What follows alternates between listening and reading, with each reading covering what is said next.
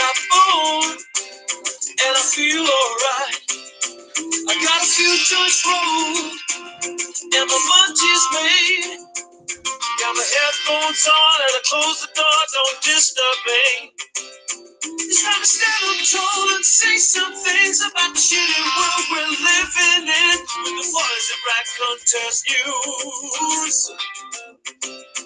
Sing Raconteurs, Raconteurs, Raconteurs, Raconteurs. Sing Raconteurs News, Raconteurs News, Raconteurs News. Raconteurs News, Raconteurs News. Oh yeah.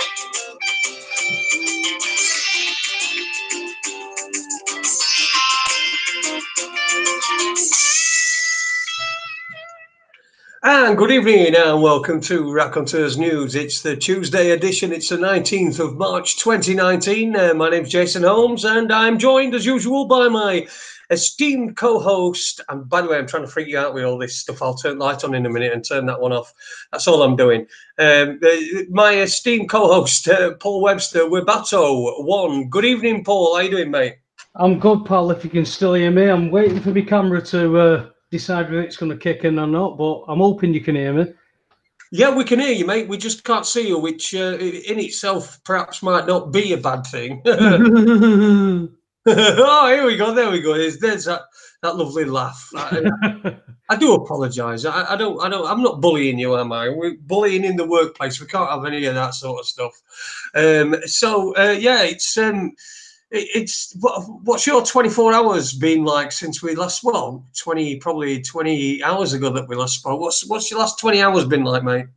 Well, been a bit littered with sorting internet banking out. I had a secure key that wasn't secure because I couldn't register it. After following the online instructions, it locked me out. So I spent about an hour in the bank this morning because the computer at the bank decided that every time I pushed a key, it would wait at least 20 to 30 seconds before it registered whether I'd typed anything. So it took me over an hour to actually get that sorted. But other than that, it's just been a chill out day. I've been looking at the comments about yesterday and stuff like that. And, you know, at the end of the day, Jason, I don't know what, I really don't know what people expect. You know, you give people a platform to say things and you ask them questions that people want to ask questions, and you know, you still end up stuck in the same place. So we do what we do, don't we? Yeah, we do. And I think the interesting thing about it is I think it's the first video that we've ever had where we've had more thumbs down than we've had thumbs up. I agree. And it's very rare. I know we sometimes do get some thumbs down, but it's very rare that we get quite a lot. But I did notice that it had evened itself out a bit, and it had gone to just the 22-21 in favour of the thumbs ups. But it's certainly divisive, and people have got their deep-seated opinions of John. I've got my own opinion of John. I'm not going to share it on this platform. I shared it with you last night after we'd finished. I mean, it's unusual for us to have a quite intensive talk after a show, but that's certainly what happened last night. And Andy came along as well.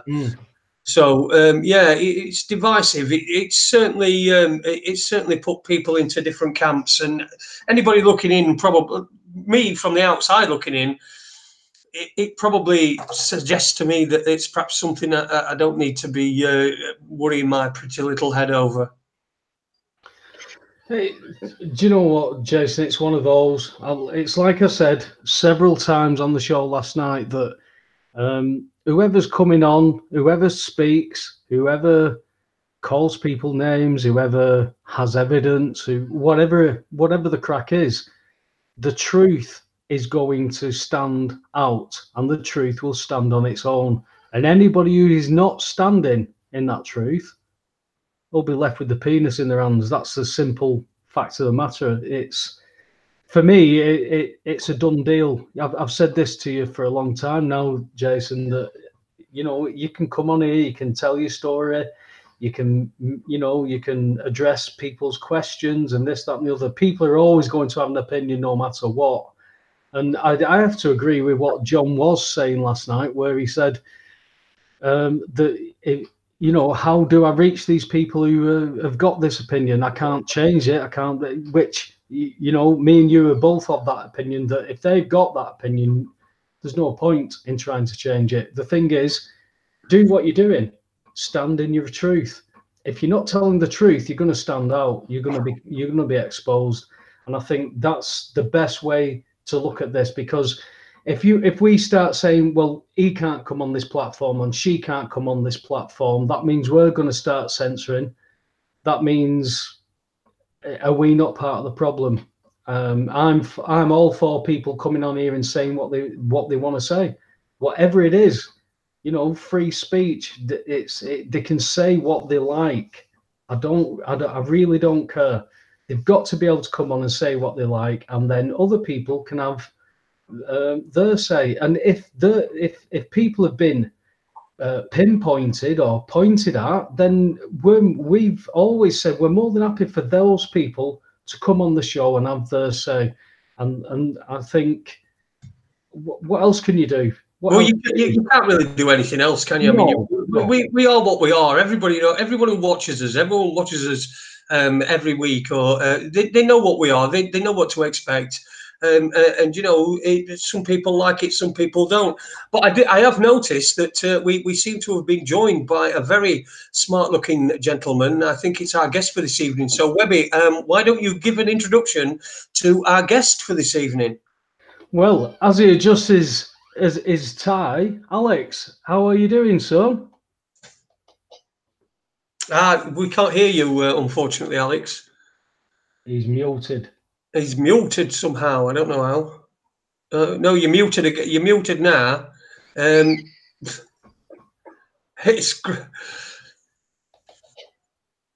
We don't seem to be able to get your.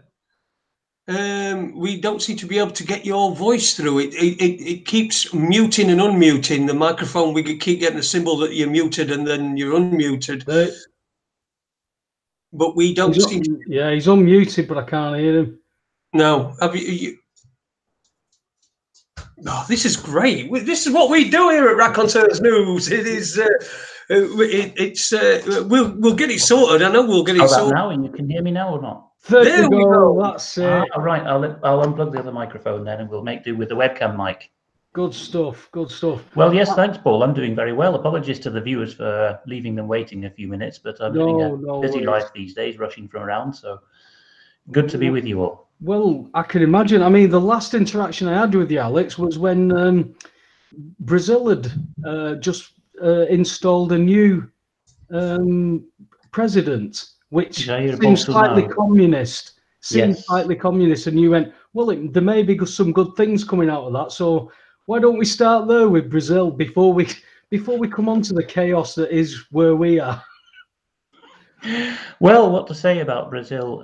It's one of the rising powers. People will be aware of the BRICS acronym: Brazil, Russia, India, China, South Africa. Yes. There are other members of that bloc. Even when I was a child in the 80s, we were reading in school geography textbooks that it was an untapped power. They'd worked out how to make their own fuel by converting cane sugar into ethanol, and they were running around their VW Beetles, remember, using them. Yeah. Germany discontinued the Porsche designed Beetle, but Mexico kept producing it, and Brazil produced a version. They were really enterprising guys, and then they fell into the usual Latin American stalemate, and they've struggled out of it. Jair Bolsonaro is one of these figures, like President Trump, who's managed to capture the tens of millions of the lower middle class and the aspiring working class by talking about one of your favorite issues, Paul, which is not getting into debt. He's maybe not as explicit on the matter as Matteo Salvini, the interior minister of Italy, but it's something that a lot of these Latin conservative figures now on both continents, Europe and Latin America, are talking about. Sovereignty, sound money, gold reserves. And what really enthused the crowds for Bolsonaro was that he was go out on the campaign trail and say, we are going to stop the indoctrination of our children. And well, for me, Alex, obviously what you were just touching on there with the economic side of it, for me, anybody running for over in this country, I'm speaking to local independents now, and I'm saying, run on the bills of exchange, run on these people who can't afford between heating or eating. You're going to win on this, and it's not like you're coming in with a loophole. You're coming in with the actual .gov.uk legislation that fits, that frames this for every man and woman. Now, what I noticed with the Brazilians is it's always been that they've always been trying to catch up, and they've got that core essential party or parties, shall we say, that are always going to be there and thereabouts, and that now when I don't know many people who are actually in Brazil anymore because they've moved away, but the ones that were in Brazil, like in Sao Paulo and stuff like that, when they were talking about the favelas, where it was like, you know, at one point they were the police were like hunting children virtually because they were feral, they were all over the place.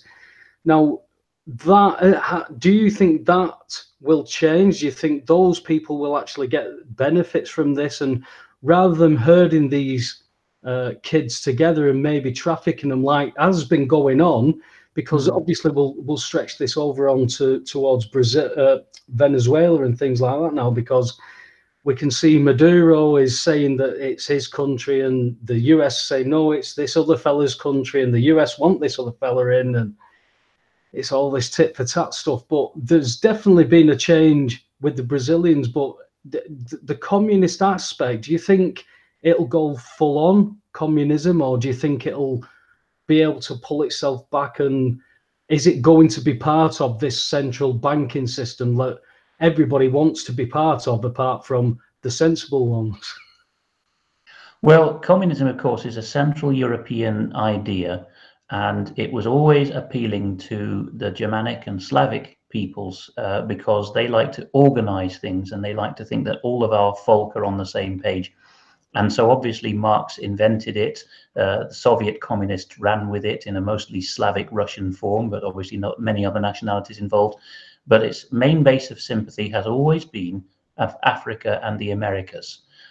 From Canada downwards through the Cold War, and with large pockets in the USA, people don't realize. And certainly when you get to the south of Mexico and downwards, Graham Greene was writing about this.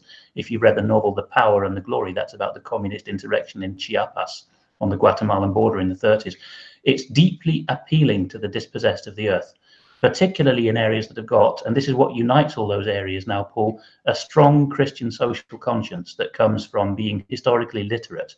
People often write off Latin America or the Russians as backward compared with Western Europe or the US or Australia.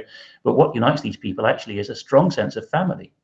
You know, the reason why they're cleaning up the favelas now in Sao Paulo is precisely that they have a sense that the Anglo-Saxon world has lost, that these are our kids. Yes.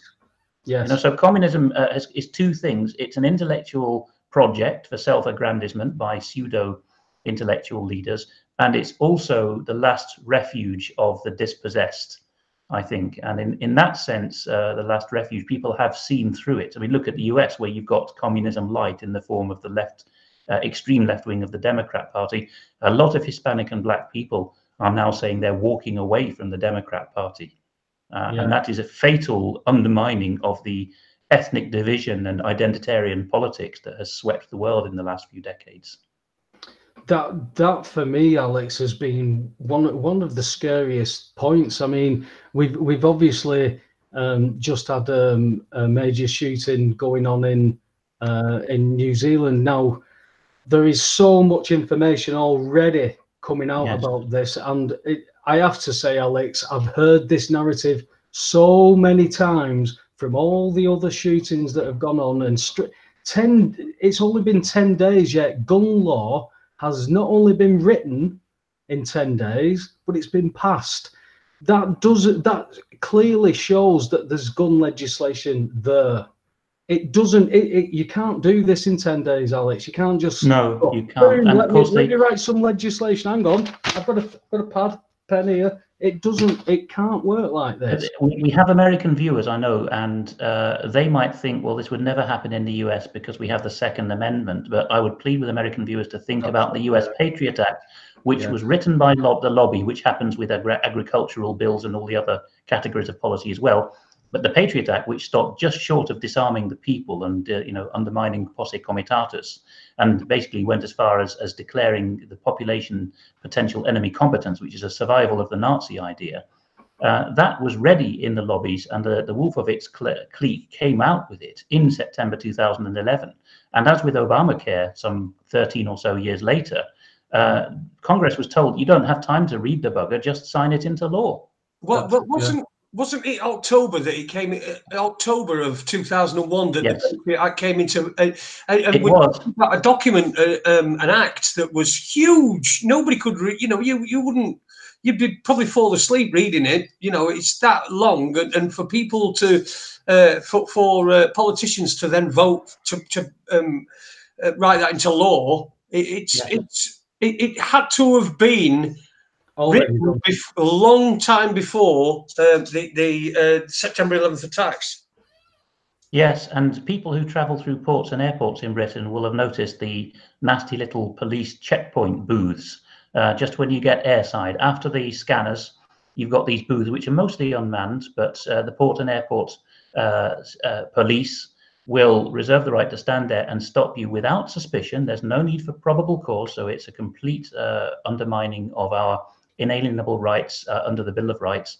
And what they will do is they'll stop and ask you any number of questions on any subject they deem relevant regarding your journey. And why did that come into law, or when rather? It came in 2000, not 2001, 2000, the Prevention of Terrorism Act, precisely in the lull between the Northern Ireland Troubles, which had all but stopped by then, certainly with the exception of a couple of 24-man strong splinter groups.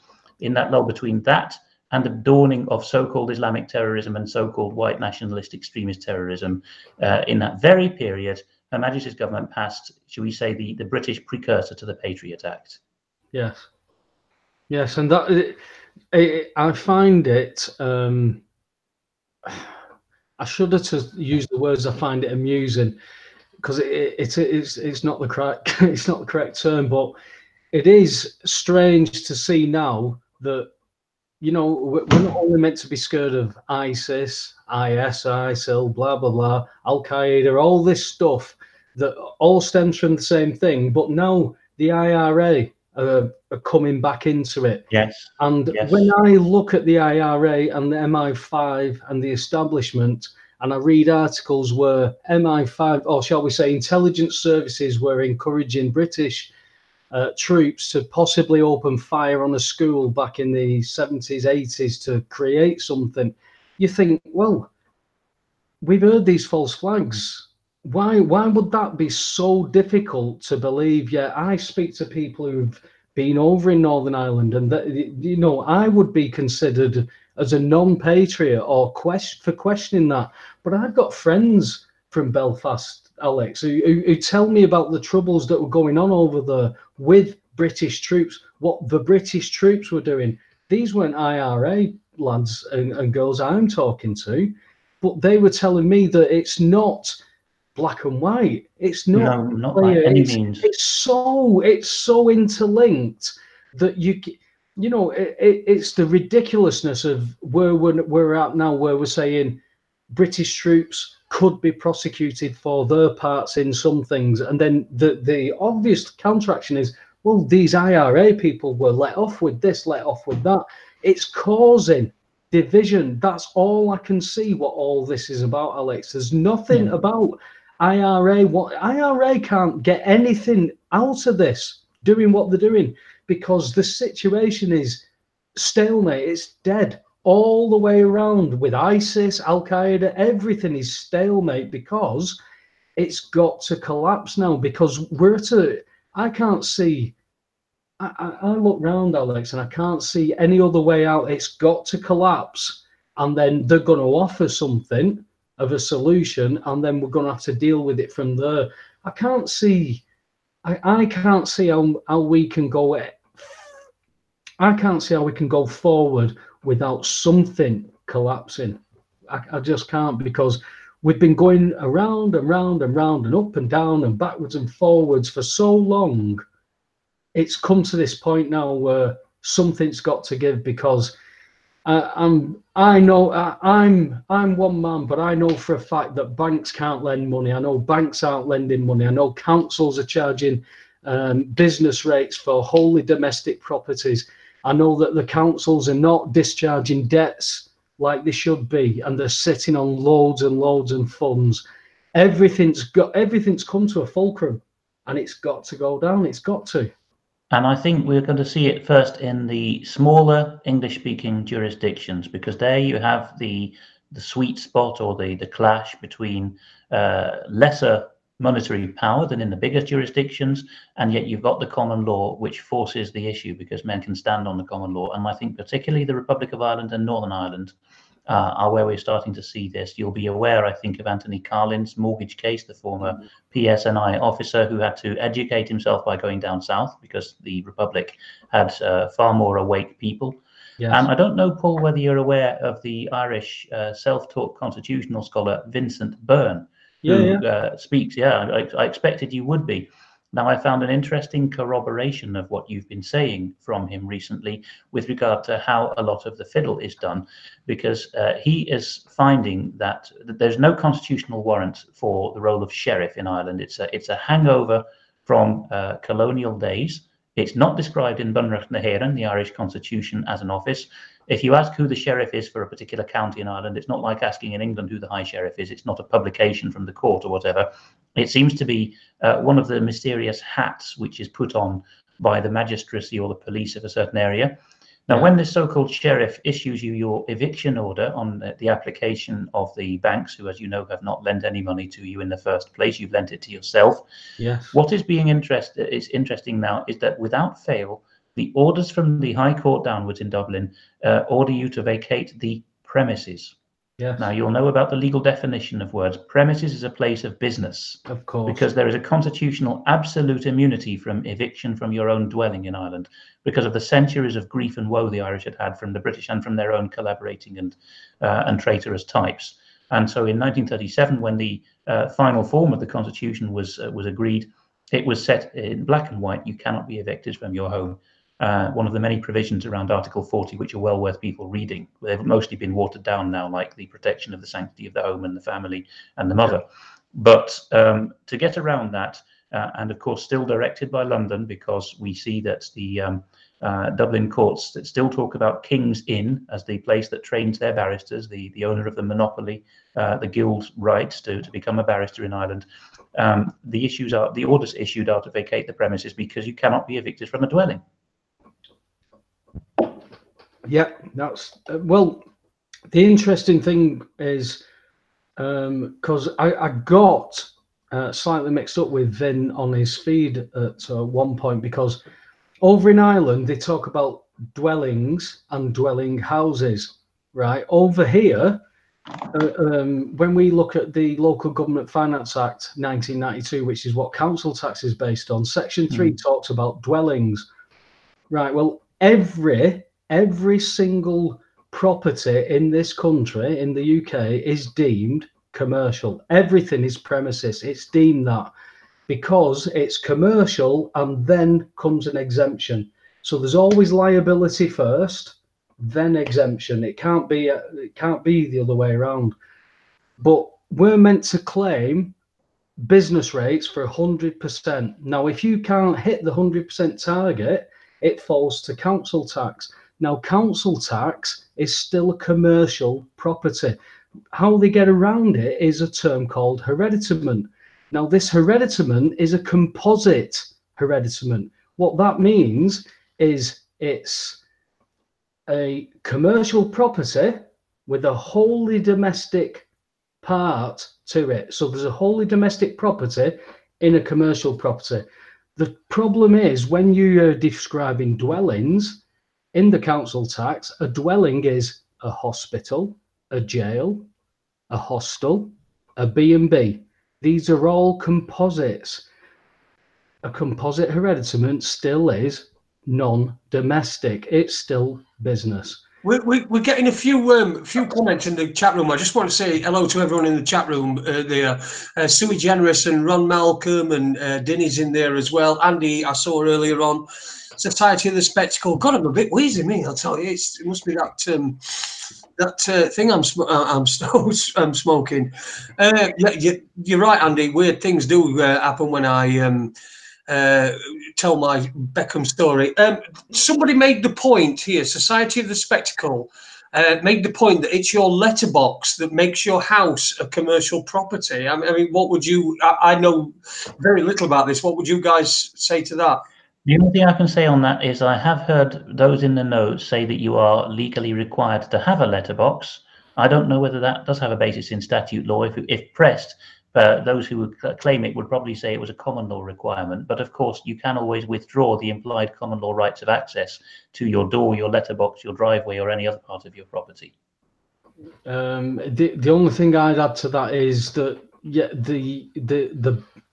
the postcode is your actual business code, so they're actually targeting a premises when they actually use your postcode, and they're going to use the all capital names, obviously, and that's, or even they don't even have to use the all capitals. It's just the Mr., Miss, Mrs.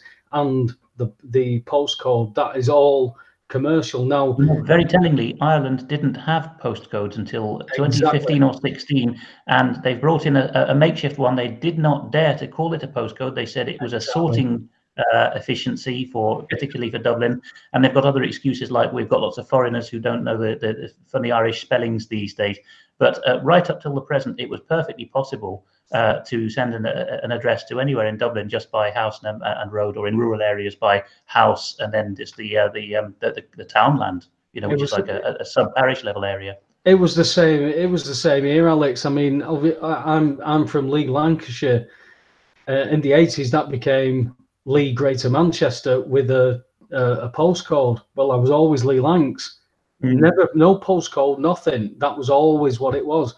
That changed, and I understand why it changed, because it was a tax thing. That's all that this commercial stuff has ever been. What people don't understand is people who I know, they say to me, well, I've paid my mortgage off, I own my house. No, you own your title. You own the title to your property. That is not like owning the land, owning the property, because that mechanism's been taken away from us. We've got to somehow we've got to almost back engineer that, Alex, and go back and say, look at what you've done to us here. I mean, we can go back to the birth certificates, we can go back to trust, because at the end of the day, if you want me to participate in your company and do whatever job it is I do within this citizenship, I will go and do it. But when you've got a government that are actively dumbing the population down to where we've got a nation of shelf stackers rather than a nation of people who can create and produce something, which we haven't got. Now, that has been purposely done. It almost takes away from the fact that you could start again, because, I mean, I always go back to the Weimar Republic. You go from abject poverty to the second biggest superpower within 6 years. And the one question you ask is, what was the major factor for that? Well, we got rid of that central banking system that steals all our equity and leaves us with all these pieces of paper that says, I promise. And we issue labour and credit notes within the credit of the country, and we get people to do jobs. And, if you do this job, there's your house, there's your little car, there's your package holidays. People will come from where they're paying where they're actually paying to have sex with animals because it's so debaucherous, this place, to somebody saying, you can have a package holiday every couple of times a year. There's your family car, there's your house. All we want you to do is this job, and there's your pieces of paper to go in this economy and promise. And I'm thinking, that's too easy. It's too easy to fix, because if you start that and you forgive the debt, you've already won, Alex, because then you start to say, what skills have we got? What can we do? Let's make this country work. Forget about selling, because if we're just going to be a trader, then that's not a country, that's a business. And that's the problem, that what we've got is we've all been corporatized, we've all been farmed. If anybody can't look around and see that you're on a farm and that you are being manipulated into doing things, because when I was 6 years old, I said to my mum, I said, Mum, you and my dad work really hard. Why do I have to get a job when I grow up? Because I'd rather play on my bike. And she went through all this stuff, Alex. And at the end of it, she went, because this is life. Because I said, why? And she said, this is life. And I went, life. And you know, it's not meant to be like this, Alex. It really isn't. I mean, you yourself, you come from up my way, and you've ended up with a scholarship. You've obviously seen the other side of things because of what I do and the people I've met. Speaking, like speaking to Michelle Young, after she's worth 800 billion. Right, and she can't get representation. I had £100,000 semi-detached stolen off me with armed police helping, and this girl's worth 800 billion. She can't get representation. Nobody wants to represent me. We're in the same boat. It's like, hey, there you go, Michelle. There's your raw. Let's get rolling. And where do you draw the line at that? You've got to draw the line somewhere. You do, and sadly, one of the things that demonstrates, Paul, is that Michelle, great lady that she is not worth 8 point however many orders of magnitude more than you. Otherwise, she would have the clout, because on a no-win, no-fee or share basis, you would find, even if she were not in the right, which she is, you would even just find a bent lawyer to take it on. Exactly. With such, you know, they'll be slavering at the chops with such a prospect. But of course, this is when we discover that all money is funny money. And not when you've got banks wanting all that equity. Nobody will touch you. That's as soon as I spoke to her, and she said, Paul, once I get my hands on this, she said, I'm setting something up where people can come and use funds and challenge this stuff. And I doff my cap to somebody like that, because Michelle's come from where she's come from. In her own words, she said it was like none of this stuff touched me. You know, I was in a different world. I had this, and then all of a sudden, here I am, and she sat next to me, which is an ex-taxi driver, an ex-window cleaner, and she's worth that money, and I'm not. And I'm going, well, Michelle, you're in the same boat as me. I never knew you used to be a window cleaner, Webby. Yeah, you know, you're in good company, because Lee Garrett used to be a window cleaner. So you're obviously used to be. I don't think he does anything now apart from beg for money on the internet. Alex, I just want to get into some of the comment. I've got the chat room stuck because there was something that I wanted to ask Dinny, who lives in Germany, but he's actually Irish, and he wanted to ask what does rights of land mean, and you can buy them in Ireland. I've never heard of this, he's qualified that underneath with, as in, you can buy the rights of the land in Ireland. What's your understanding of that? Do you have one? It's not a phrase I've come across, so I'm sorry that I can't be definitive here to Dinny. But what I would say, without wanting to sound silly about this, is Ireland is, shall we say, a more inventive jurisdiction, because they've got the whole of the common law. Where it suits the government, the banks, or the system, they can plead on the basis of all the Crown's case law and all the precedents and the offices and the customs. Yet at the same time, particularly when the Free State became the Republic and a constitutional state, they started in a way with a clean slate and went back to first principles. So if Ireland finds certain things unlawful, such as giving people honours, then it will scrap them, even though they are part of the common law. So it's really going to have to be something which the Irish judiciary and Supreme Court defines. If Dinny hasn't read it, I would recommend that he read Ruagan McCormack's book on the Irish Supreme Court. I think it's simply called The Supreme Court, and he is the legal correspondent for the Irish Times, or was for many years.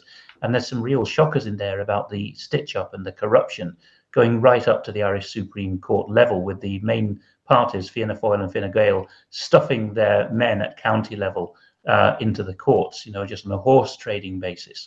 The other thing I'd say, which is more relevant, I think, to Scotland, but probably also to Ireland and certainly the coastal areas, is that there is a way of asserting a allodial title to land, which is not having a boss over you and accepting the crown really only as your lord, in terms of fealty, and not in terms of being cravenly submitted to them and renting the land from them.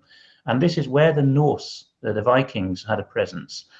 They left the system of Udal law, UDAL. To this day, Orkney and Shetland have a different regulation for the use of the foreshore and fishing rights than even the rest of Scotland, even though Scots law itself is more allodial in title than English law. And speaking to some people from different parts of outlying parts of Scotland, including Galloway, I've heard that there have been assertions in those areas that because there was Viking allodial title there in the past, they can assert Udal law. Now, of course, the Vikings were all over the Irish coast and way up the rivers and founded the first towns in Ireland. I'm not going to suggest a cod legal remedy here. It's something to be carefully investigated. And ultimately, it's a will of the Irish people. But if they intend to, and I hope they do, to reassert their sovereignty over the latest bunch of crooks who are ruling them, one of the things they have to sort out legally is reasserting a allodial title. They can give it any name they want in Irish or English, but there's enough of a solid basis there in their various legal traditions for that to be done. That is something that I know that the mechanism has been hidden in the English system, that people cannot apply for the allodial title, which, as you well know, it's not just every brick and every bit of mortar. I think it's something like 6 to 12 feet down. This is the key thing. Yes, David Scott, with his reporting on an outlying town just outside Inverness, where Scottish Water said we are going to invoke Crown privilege as a public body to shove a pipeline under your subsoil, right by the coast as well. So it goes into the foreshore and rights. And Scottish Water actually found that they were on the losing end of a battle even with Police Scotland to force trespass and to force arrests of the protesters against this, because Police Scotland said whatever the rights or wrongs in law, these people are perfectly peaceful, and they're not barristers in Scotland, they're called advocates, are telling lies about them. So it's a very live issue, actually. The Crown is desperate to hold on to mineral rights, and these days the corporate Crown wants to be able to get at the subsoil of your property, also to lay all kinds of pipelines, wires, and networks for nefarious purposes. Yeah. Well, see, that's why I understand that their jurisdiction is all commercial. That's the only jurisdiction that they have. But that is why our system is designed around all commerce. That's why it's like people who've said to me, oh, well, I own my property, I've paid it off. I went, no, you own the title. If the council come along and say, we want to build a road through your house, there's a few quid. Get out. You're not staying there. Whereas if you have the allodial title, you go, give me a check, give me a blank check, and I'll put the zeros in. This is the difference between a man who owns his castle and a person who owns a title. The two totally different things. And it was the same as I've always seen Scotland and Northern Ireland as these test beds. I mean, the named person scheme that was coming into Scotland, where every family was going to be allocated a social worker, whether you needed one or not, and these were going to be interacting and giving you advice. And if you didn't follow this advice, then there was possibility that social services would be intervening and taking children and stuff like that. And I'm going, how, this was like early doors. I'm going, how have you got all this? Well, the test bed issue, we're back to what I mentioned earlier, that we see the pain first, or the conflict first, manifest in the smaller, outlying, poorer, but English-speaking, or at least common law jurisdictions of the world. That's why we see a lot around Devon and Plymouth, around where Brian and them are down that way. Well, Paul O'Brien, he was providentially the right man in the right place at the right time, because he was coming ashore from the Navy with his questions and his being dischuffed with what Her Majesty's service had turned out to be. And he was right there in the first outlying city, even before the likes of Newcastle, were totally cabbaged, because Plymouth was clearly chosen as an unusually large city for its provincial size situation to be completely carved up, not least because the great and the good like to retire down there to the South Hems. So you had all these crooks of high net worth, at least in the false system we have down there. Now, I did have a point about jurisdictions and test beds and laboratories. The Irish, both in the Republic and in Northern Ireland, are quite certain that they live in test beds, and they're right. The Scots are too, and the Australians, more particularly the state of Victoria, where a lot of things like euthanasia and legalized prostitution have come to the fore, and now some vaccination agitation, which is actually federal in Australia now. They're all right to claim this. The Swedes, not even a common law or English-speaking country, but pretty close in some ways. What the banks look for is docile, small sedentary populations that wouldn't say boo to a goose. So they look for high ethnic homogeneity, a long tradition of settling things lawfully. Some US states are just as good, the likes of likes of New Hampshire, where there's high respect for the law and a calm and an ethnic homogeneity. Although, not New Hampshire's managed to flip that because they have the Free State Project now, and it's well on the way to being, in some ways, the freest and the least taxed state in the Union because of migration by choice, which is a big American tradition, to choose your jurisdiction rather than accept the lot of what your jurisdiction throws at you. But yes, Ireland, Gemma O'Doherty, I agree with on much, and she's talking about this in, I think, the right terms. It's something that the Irish are very well aware of throughout history.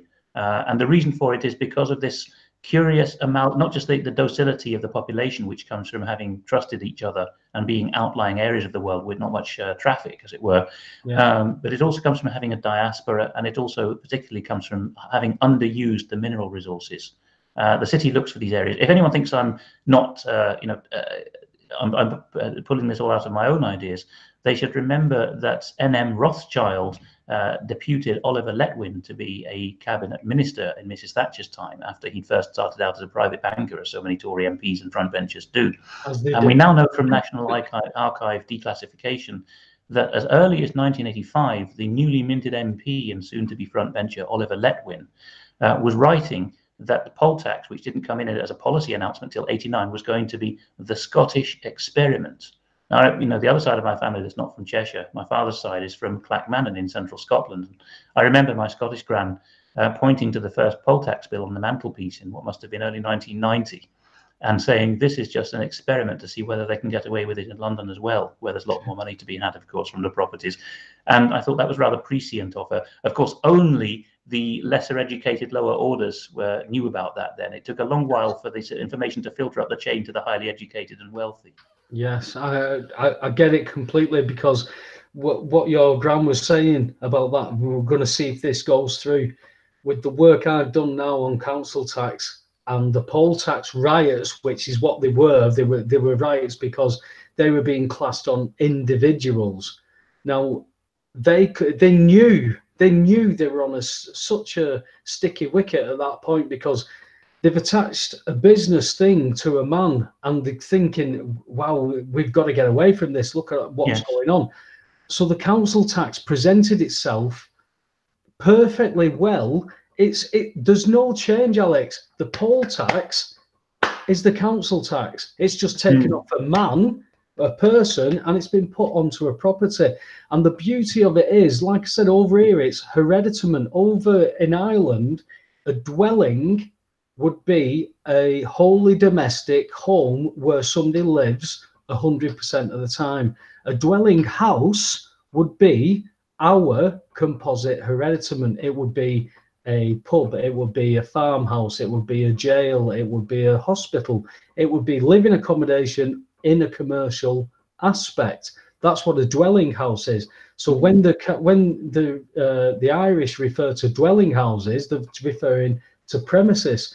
That's referring to commercial.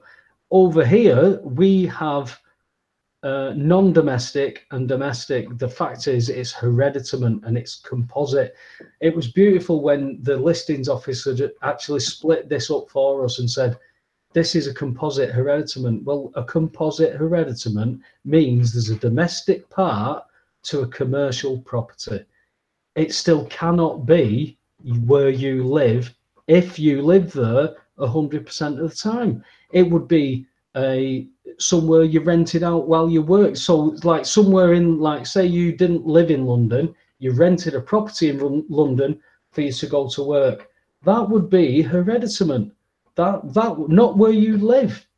So you're liable for council tax there, because if you can't get 100% of the business rates, it falls to council tax, which is still non-domestic ratings. The problem that we've got, Alex, is that the council tax is propping up the high street, because all the companies are getting kickbacks saying, don't pay rates. You don't need to pay business rates. Because do you know what? The factor is, though, if you pay business rates, they're actually cheaper than the council tax rates. And the council tax rates are being applied to wholly domestic properties. And the only reason they're going away with it is because the people in those wholly domestic properties haven't got a clue. What, you know, that was over here in the Netherlands now, I pay council tax. I have no objection to it because it's a completely civil law jurisdiction, and that they're not pretending to charge something that they're not entitled to, because they're an entirely statutory system, and also because the Dutch don't waste money. They're very good at suspecting each other of corrupt motives, and so they don't get away with anything. Would you like to guess what my council tax is for the year? The same thing, don't you? You all start off the level playing field as you're classed as all business, because it's all civil. You're all business, so you're all. You know, we assume in the continent that nobody's entitled to anything, and you're all up to it. So you know, and of course you have to prove your innocence. But there's certain benefits to that system, particularly if there's the ethnic and cultural homogeneity that we used to have in Britain as well.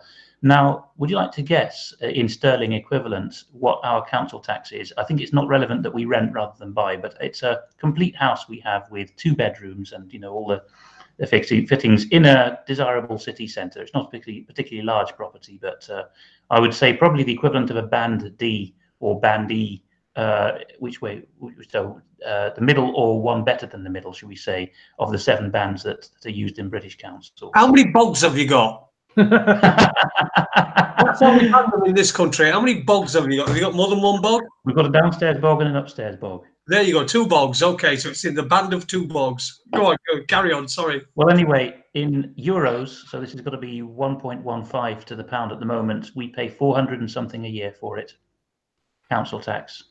And, you know, we get a breakdown. I know you do in Britain still as well, but this breakdown is from the council saying this much is going on police, this much is going on cleaning the streets. And you know, the best thing about it, you actually see the little men come round and clean the crap off your streets. And you actually see the little men come round and fix the potholes.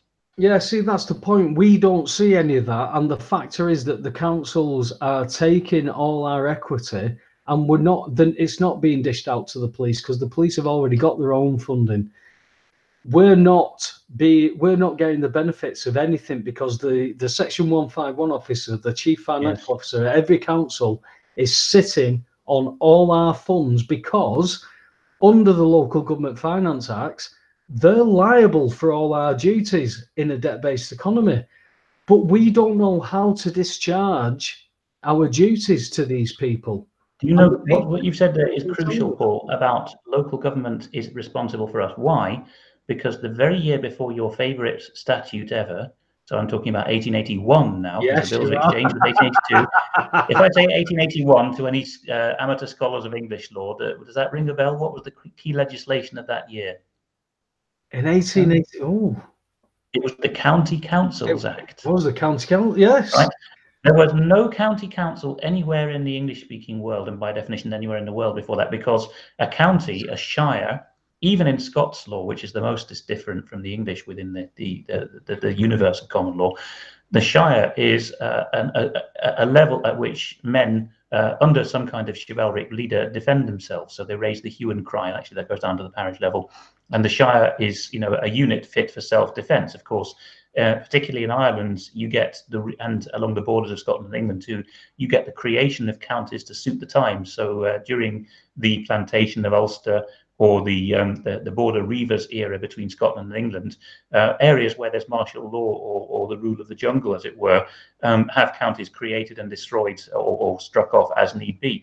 But in England and Wales, they are stable concepts. But of course, your local government, through the whole of early modernity, the 16th, the 17th, the 18th, the whole of most of the Victorian age, your local government is your parish, You know, there's no level above that where relevant. Or if you're in any kind of city, you're corporation. And of course, with the exception of the City of London, which thinks it rules the world and is no part of the Crown. As you heard yesterday from John Wedger, they don't even have the Crown on their police badges. That was new to me. With the exception of that, corporations were what governed the real cities, the likes of Dublin, Glasgow, Coventry, right up till the 1970s, the mid-70s, and then they were all abolished at about the same time as Heath recreated the councils for England and Wales, and the Scottish counties merged into regions. But if you were not in one of those cities, Bristol would be another example, the very biggest important cities, you didn't, yes, you had a county, there was a ceremonial sheriff and a Lord Lieutenant of it, but you didn't have any local government other than that. It was the parish, and actually the parish in the sense of the church, that did the vicar's wife and daughters in particular, who actually had the job of going round to the indigent poor and supplying to their needs. There was a saying to be on the parish. That was the equivalent of on the dole or on the brew, as they say in Ireland and Scotland. In the old days, they would say he's on the parish. There was nothing above that, except in some cases, like Scotland, you had boroughs. But the idea of a county and district councils comes after 1881, and the statute says in its establishing clause at the beginning, we're founding county councils because heretofore the men of the county had certain duties. Now it's 1881, we feel hyper modern, and we're not going to have that anymore. So all those duties we're going to vest or pretend to vest in the statutory level of the law in a body called the county council. And the nice side of it was presented to the people, which is that you no longer have to defend against the invader and assure social security and education. That will all be done for you. Nice bargain, isn't it? But the other flip side of it, of course, is that the men or the householders of the county that would ordinarily be responsible for the financial solvency of the economy and to set anything wrong that's that's gone wrong there, that duty too has been transferred to this semi-liable or non-liable opaque body called the county council. Yeah, and that, do you know what, to be fair, if we could actually go, if I could actually switch everybody to that, people could actually use this system without doing anything wrong. They could actually just use this system to the benefits of what they require, because with this system, gas, water and electric, forget the council tax. The council tax is a commercial property tax. We can't get away from that.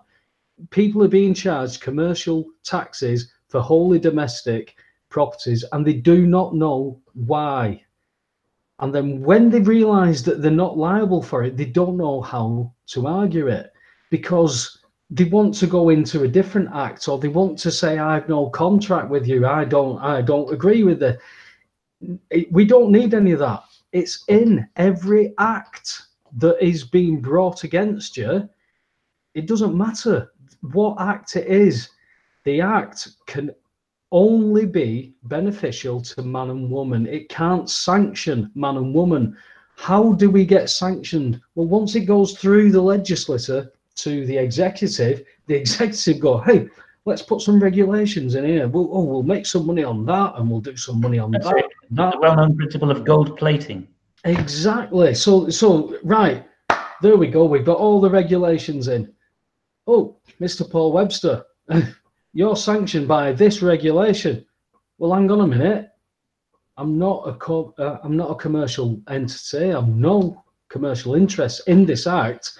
The fact is, if you're going to try and use this act against me, the judge is going to have to put regulations into this act, which will be writing law at the bench, which isn't his job. No, this is something I'm increasingly aware of, Paul, is judicial interpretation and what is actually taught on law courses. I can't give away too much here, but some viewers may be interested to know I'm identifying a route by which I can become a constitutional law scholar with relevance to common law from outside the common law jurisdictions. If you try pinging even the Scots law schools or the Irish law schools, they'll say, oh yes, we'll give you a distance degree. You can go through masters and doctorate level if you want. But the requirements are you have to pay hand over fist first to do a useless bachelor's in areas not relevant to the Constitution. Yeah. Now the Continentals have a different way of doing things, and watch this space, but one of the things I'm becoming aware of as I'm reading more into English law is, of course, it sounds self-evident if you've got any familiarity with the legal process, but judges can only interpret the words of statutes. Yes. They have no real scope for interpretation of the common law. That is set for them. You know, the common law has been tested once in a particular case, and that's it. It's only the words of a statute that they can interpret, and even there, they're bound by their so-called three general guiding rules of interpretation for consistency and so on. But if it creates an embarrassing political outcome, not just judges, but anyone training for to be a solicitor or barrister is told this as well, then judicial interpretation can magic that problem away. Well, so the more statutes we get on the books, the more the common law is choked up.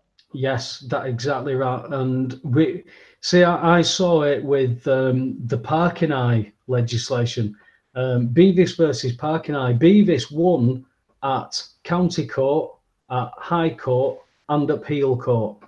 Done. That's it. We're done. That's it. Beavis has won. There is no such thing as a deemed contract. No such thing. So these private parking firms have no law, no case law, nothing. It's a nonsensical idea to have a deemed contract. The whole point of a contract is that you've agreed it publicly and put it in writing.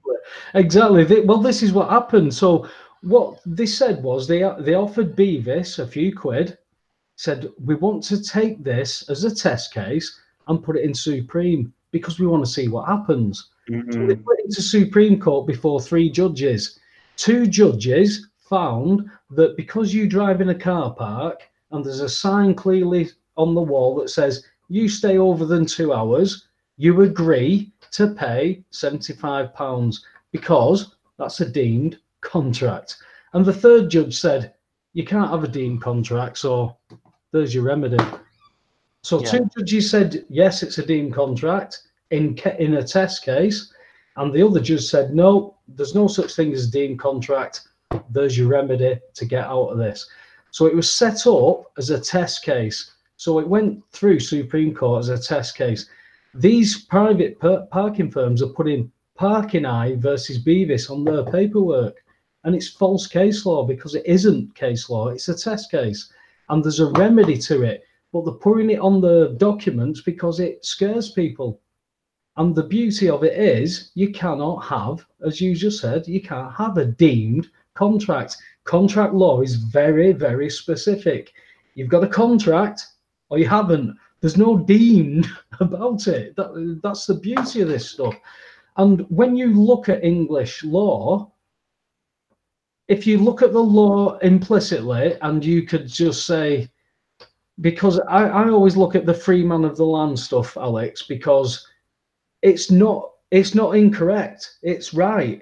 It is correct, but it's like if you take the free man stuff and go into a county court and say I'm a free man, it's like going into the rugby headquarters and arguing football.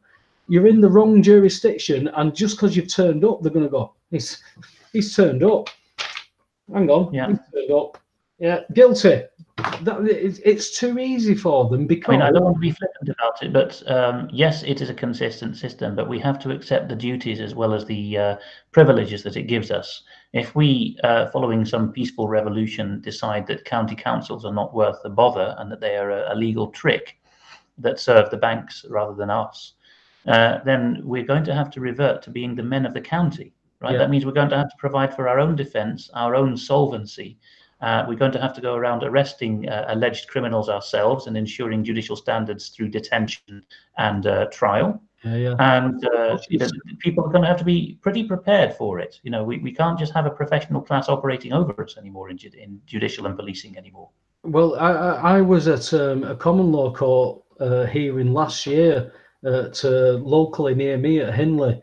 And they'd already been all over the country, and they'd got convictions, lawful convictions against people. There's absolutely no way to enforce it because the police will not recognise common law. Well, this is the point where we get back to Thomas Hobbes, you know, the monopoly of violence and the English tradition, for all that we're a lot more peaceful and so on than the situation on the continent or Ireland through history. It's still Britain that has, you know, philosophized the most about what the state is and its violence and the monopoly of violence, and that is expressed in the long arm of the law. Even though we have one of the very few unarmed constabularies left in the world, supposedly still, this is a point that's, you know, that the state will actually concede more ground on in many less enlightened parts of the world than it will in Britain. You know, because people will, you know, desist when told you can't do that in apprehending criminals, whereas in most parts of the world there's a bit more of a manly attitude still. I hope so. Well, we Alex, fantastic information so far. We are going to have a little bit of a break. We always have a break at the hour mark this evening. What I'm going to do is also. I get a lot of people sending me emails and saying, can you pass this on to Webby or can you ask Webby? So what I've thought about is perhaps one day, every so often, we did a show on Friday night that were impromptu, but every so often we might do a show where I'll put some of the questions that Webby, that people send to me for Webby, and we'll get them answered. We've got Alex Thompson with us tonight. I'm just going to go and play one record. So it's time for everyone to go and get yourself all comfortable. Go and use one of your toilets if needs be. And we'll be back in the second hour as well. And I've got an interesting question for my first one for the second hour. So we look forward to that. We'll see everybody in about 3 minutes. Hello, this is Heath Dweft, and I listen to Raconteurs News.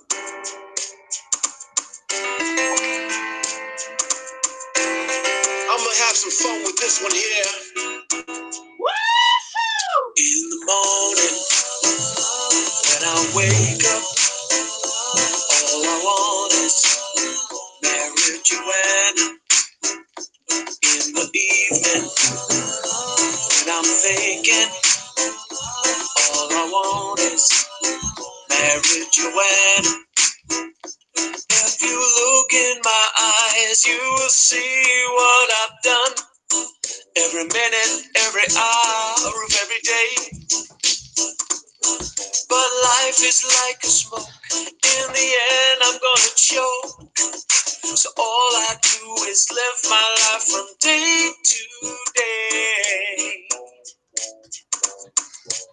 Oh my God, you know you better watch yourself because I know you're waiting on that one. Cause I'm telling you, guns and none. Cause I know the one that I take over and you let me see you do that run. Run, the one that they clan and the one that done. Cause I know you're gonna be me now what you wanna do. Cause I'm about to break it down me. Cause that's all that, cause you know you cannot train me now that you wanna. You better back it down now because I'm telling you. What bar, can I wonder? Because you know you like the way you have but I pick up. Cause I'm telling you. Your fools what up, but and in a mercy. Now what you wanna do, and in a mercy. Now what you wanna do, and in a mercy. Now what you wanna do, and in a mercy. If you look in my eyes, you will see what I've done. Every minute, every hour, every day. But life is like a smoke. In the end, I'm gonna choke. So all I do is live my life from day to day. You got to lick it, stick it, bend it, crease it, stack it, burn it, pack it, roll it, poke it, roach it, smoke it, then you pass it to me. You got to lick it, stick it, bend it, crease it, stack it, burn it, pack it, roll it, poke it, roach it, smoke it, then you pass it to me. Come on, baby girl, let's get it going on. I'ma hit the highway, I'm doing it my way. It ain't no game, girl, so I don't play games. I keep it up straight, right up in your face. So make your mind up, cause life is too short. I got the best on, boy, put your belt on. Stop acting all cool like Kanye West, boy. You be riding through the wire and the camera get on fire. You don't want that, no, I don't want that, no. This goes up to kings and chicks, so slow. Hit the backseat when you're doing the licking, kissing, squeezing. Do the damn thing, man. You got to lick it, stick it, bend it, press it, stack it, burn it, back it, roll it, roll it, soak it, smoke it, rid your ass it to me. You got to lick it, stick it, bend it, press it, stack it, burn it, back it, roll it, roll it, soak it, smoke it, rid your ass it to me. You got to lick it, stick it, bend it, press it, stack it, All I want is such smoke, marriage, you added to me. If you believe can stick it, bend it, crease it, stack it, burn it, pack it, roll. All I want is such smoke, marriage, you added to me. There you go. That's Heath Dweft. He's our copyright-free. Shall we call him our musician? What's the word? Laureate. He's our musician laureate here at Raconteurs News, and he plays us. He makes songs for us, and whilst that we're playing, now we're having a little bit of a chat with him. He was sending me messages on WhatsApp, so yeah, it's I won't. Honestly, I will not mention the time that we nicked BRIC Rangers' kit. All right, I promise I won't mention that on the show.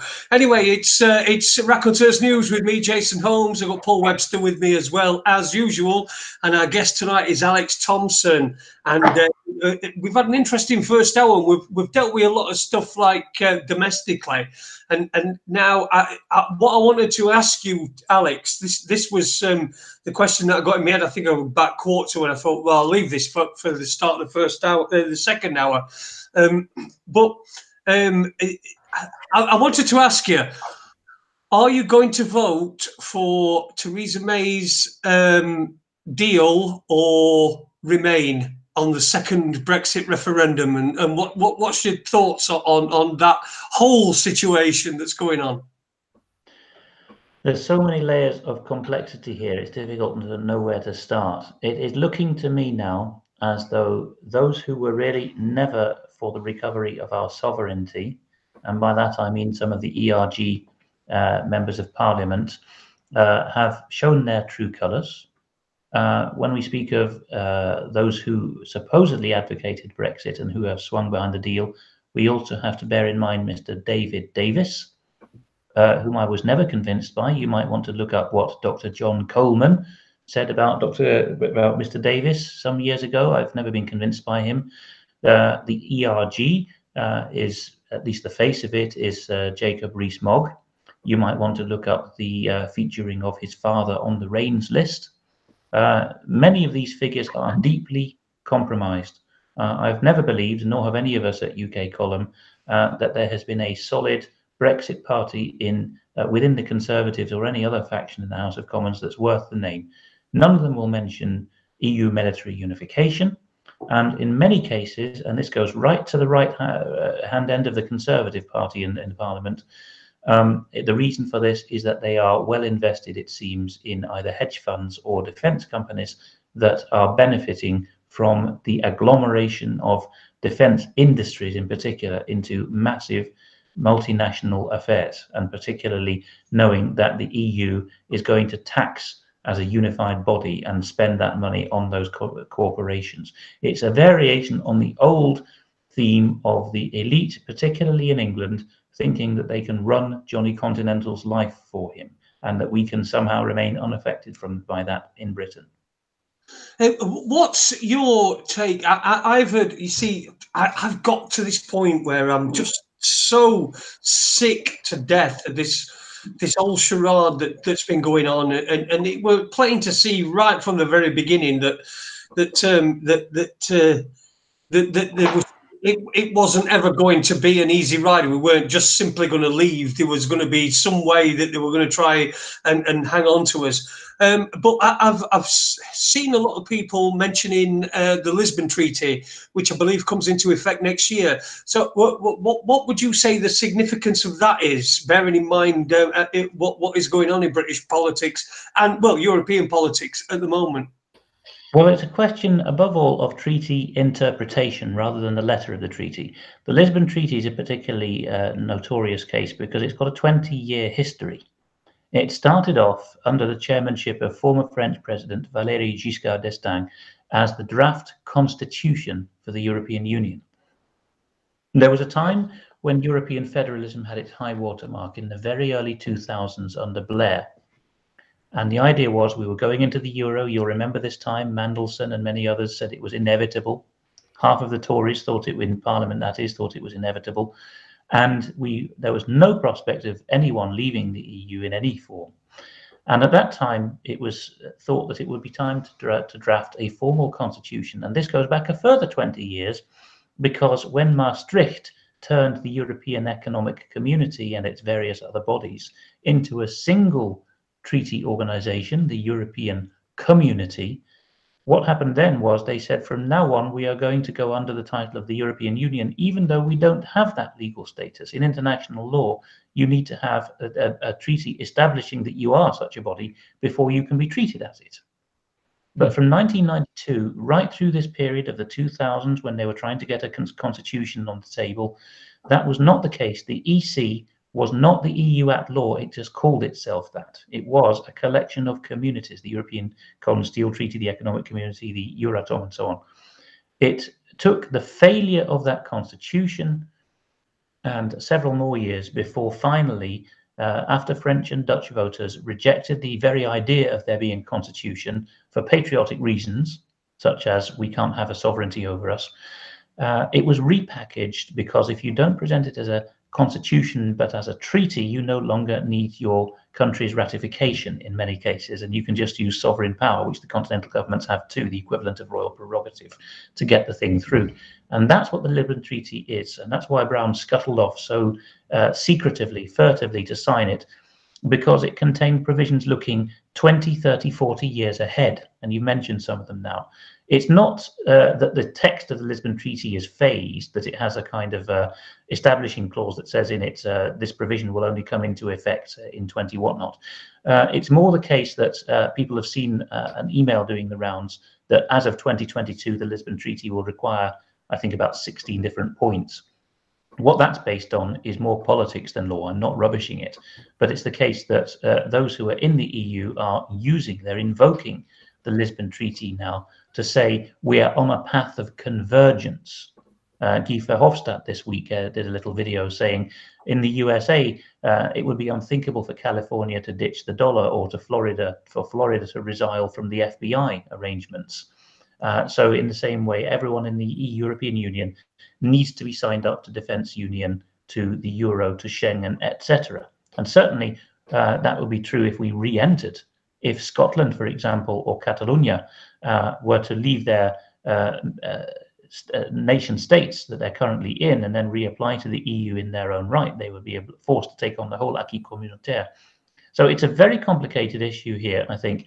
But the point is the trajectory that was set by Anglo-Saxon bankers in Switzerland, the City of London and Manhattan from 1948 onwards, and then found its way into the Cabinet Office and prime ministerial policy and CIA policy over the decades. That has been for full monetary and defence union. And that has been the line that has been fed to cabinet ministers. Mrs. Thatcher personally was not for it, but the so-called Tory wets who surrounded her through the whole Maastricht process, going through to John Major's time, forced her and him to go along with it.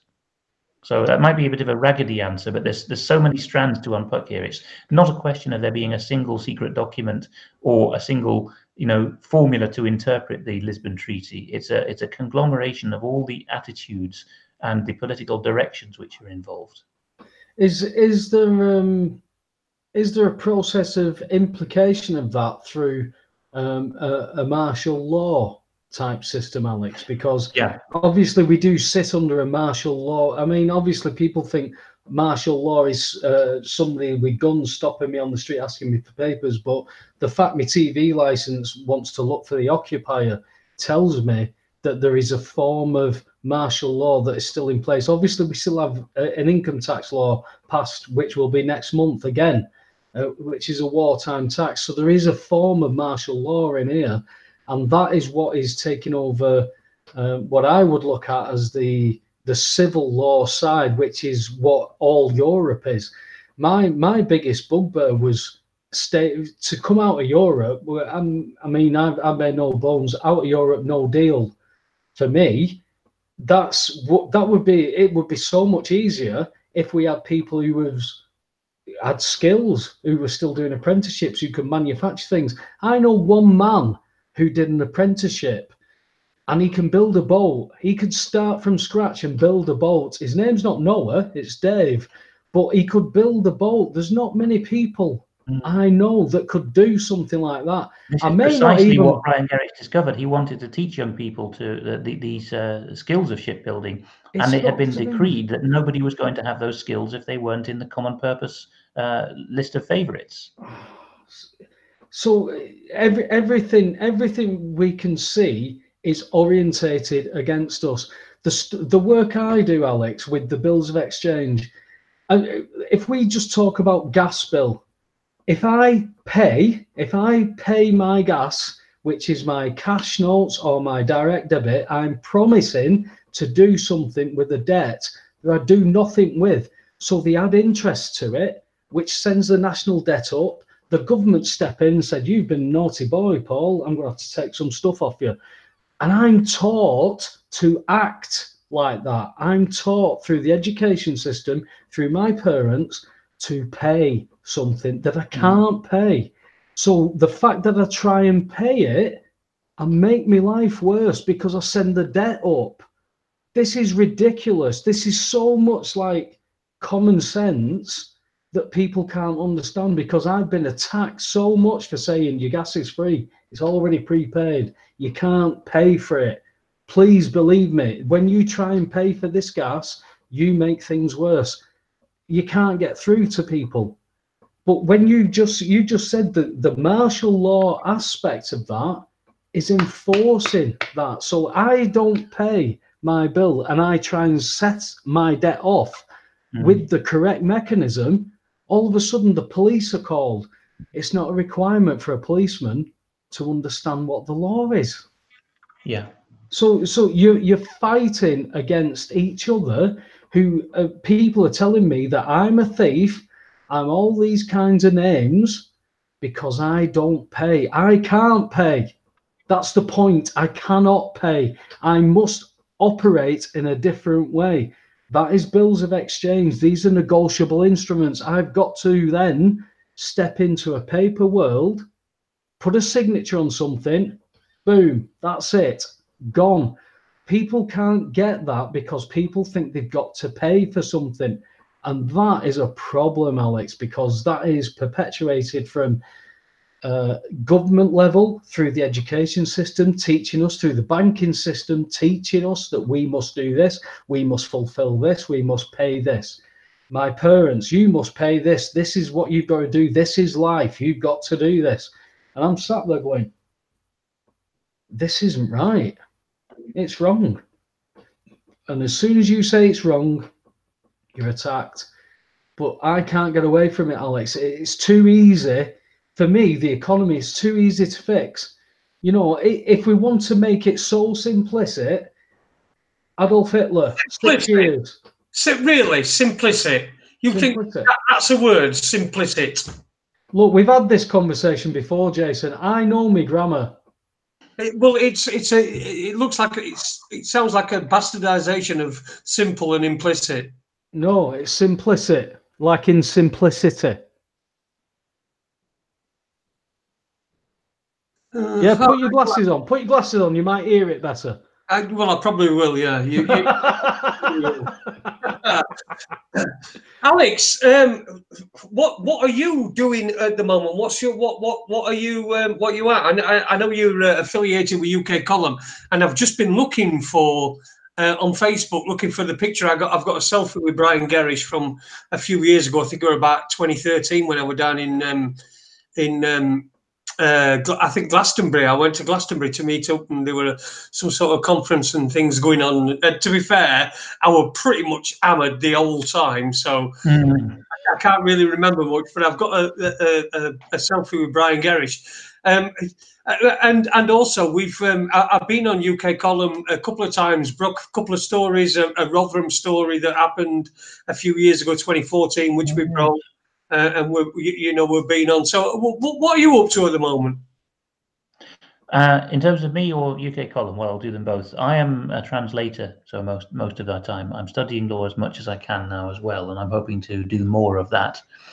And in terms of what UK Column is doing, we have really had to streamline It's always disappointing that you have to do less of something in order to do it as well or better than you used to do it in the past. But we now have a 3-day-a-week schedule, Monday, Wednesday, Friday, because simply the workload was getting on top of Brian and Mike in particular, not just because of their ages, particularly Brian, that may be one factor, but also because the nature of the work is changing. We are having to do a lot of deep thought in order to catch up with what the beast is doing these days. So those are the days, the Tuesdays and Thursdays that people are not seeing the news go out. It's not that Brian and Mike are dossing on the sofa. They're actually, in many cases, in the office. But, to use the old forces analogy, particularly in Brian's case, they're using the long sticks to move the little men around the planning board, shall we say. And often, for example, David Ellis will come in on a Thursday, and we've started telling the viewers now that if they would like to join us, we'd be delighted if they could join us in Twitter campaigns on the Thursday, led by David Ellis in particular, to hammer people on the EU military union. So we've got various strands going on, more getting among the community, particularly through the sister organisations that we're with, and more narrow focus. We're also launching a new discussional format, which I can't give away too much about, but I think Mike will be hitting the button on it probably any moment now. So to keep a lookout for a new discussion format by UK Column, and it's going to be on quite a hot topic, I'll say that much. So we are taking the discourse a step higher. We're trying to anyway. Well, if you remember me when you speak to him, if you remember me to him back in 2013, we started, myself and Aid, who has been a presenter on this channel.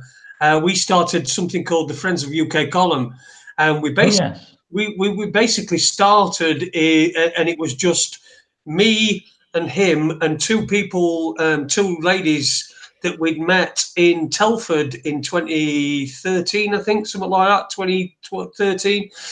It was 2014, I think. It feels like it was longer ago than that.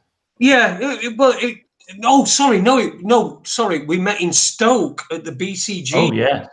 I think it was 2013. But we met there, and we started just meeting up. We thought, because we found out we met them, and we discovered that they were from where we were from. We decided that we'd meet up and we'd just talk about stuff, and then we started advertising it, and we got to a point where we were having huge amounts of people coming. I think I say huge. I mean, we had 30 people at one gig. I call it a gig. It was just a meeting. It was just a meet up. And we used to get talkers, and we also had an evening with UK Column. If anyone wants to have a look at that, if you go into YouTube and put an evening with UK Column, there's part 1 and part 2. We got them on the big screen on Skype, and we had a chat. Louise was there. Luke Collins. Malcolm, I don't know what he's doing these days. I'd love to catch up with Malcolm. I've not heard from him for a long time. Mike is still in touch with Malcolm. He's doing good things, I think, is Malcolm, but he's not in the limelight anymore. No, I heard Malcolm's doing. Is he still up to stuff, Malcolm? I think he is, but he can't let on much about it. No, I was talking to people often ask. I mean, in my case as well, I've taken half a step back from the appearances. What are they up to? Have they got jaded? No, I mean, I know that there's a lot of suspicion in the movement as to what people are doing if they take a step back. In many cases, it's because they've got so good at their analysis, they've got to deeper into their penetration, and they have to be a bit more careful about their persona. Well, to be fair, Alex, in the last 4 months, I've been outed twice as an MI6 agent, and both of us apparently are nonces. That's because I can see in the chat box alongside some of the nice comments we get this evening, and I know you don't censor because we don't believe in censorship, but there's people this evening saying Thompson's the MI5 agent to control Gerrish, and others are saying Gerrish is the MI5 agent to control Thompson. So take your pick. Well, I'm an MI6 agent, so I must work with you, Alex, at some point. Honestly, if I'm MI5 and you're MI6 or vice versa, then we're not colleagues, because I was at TCHQ, as people know, and the one thing I don't see MI5 and MI6 doing is collaborating. So I'm not a collaborator. I'm against you. Is that what it is? Absolutely, yeah. Oh, now I know it. And I used to work for a secret agency that cleaned up UFO crashes. So you could just never know who or what. I mean, it's Listen, Jason, you're they call the scheme, if people have come across that. The chap from Geordieland who claims he was one of these guys in the 1950s, a super soldier. So I'm looking forward to reading that. Oh, yeah. Oh. Who are we talking about there? Let me get the name up for you. I'll find it easily enough. We carry on talking, and I'll read the name out when I find it. Yeah, Max Spears was one of the super soldiers as well. I was talking to him about that. Mm-hmm. Yeah, it's really interesting to see that, you know, everybody's an agent of something or this, that, and the other, and you know, anybody who knows me would be laughing about it. But this chap is called John Irwin with a UR. John is Irwin. what? Sorry, John Irwin, URWIN, and he's been on Richard D. Hall as well. He's been on here. Listen, he's been on here. Me and him had a rate row. Is that your mate? It started. It was when. Oh God! It were a while ago. But no, John Irwin. He came on here, and I started questioning him and asking him questions. And Andy, who was the co-presenter at the time, he said. He kept saying to him, "Didn't I tell you he'd do this? Didn't I tell you he'd do that?" And he's going, "No." It was well funny, yeah. John Irwin, yeah. You want to go back and listen to that, Alex? It was just one of the most surreal things that I've ever been involved in any way, shape, or form. Listen, I wanted to ask you as well. I've got a couple of things written down that I just wanted to try and get into you. You've written things down? I've written things down. Yeah, I've got a fountain pen now. You know, I do not use ballpoint pens anymore. I've got a fountain pen. So yeah, you and Anne Franca. That's the class. The class is that you don't use a ballpoint pen.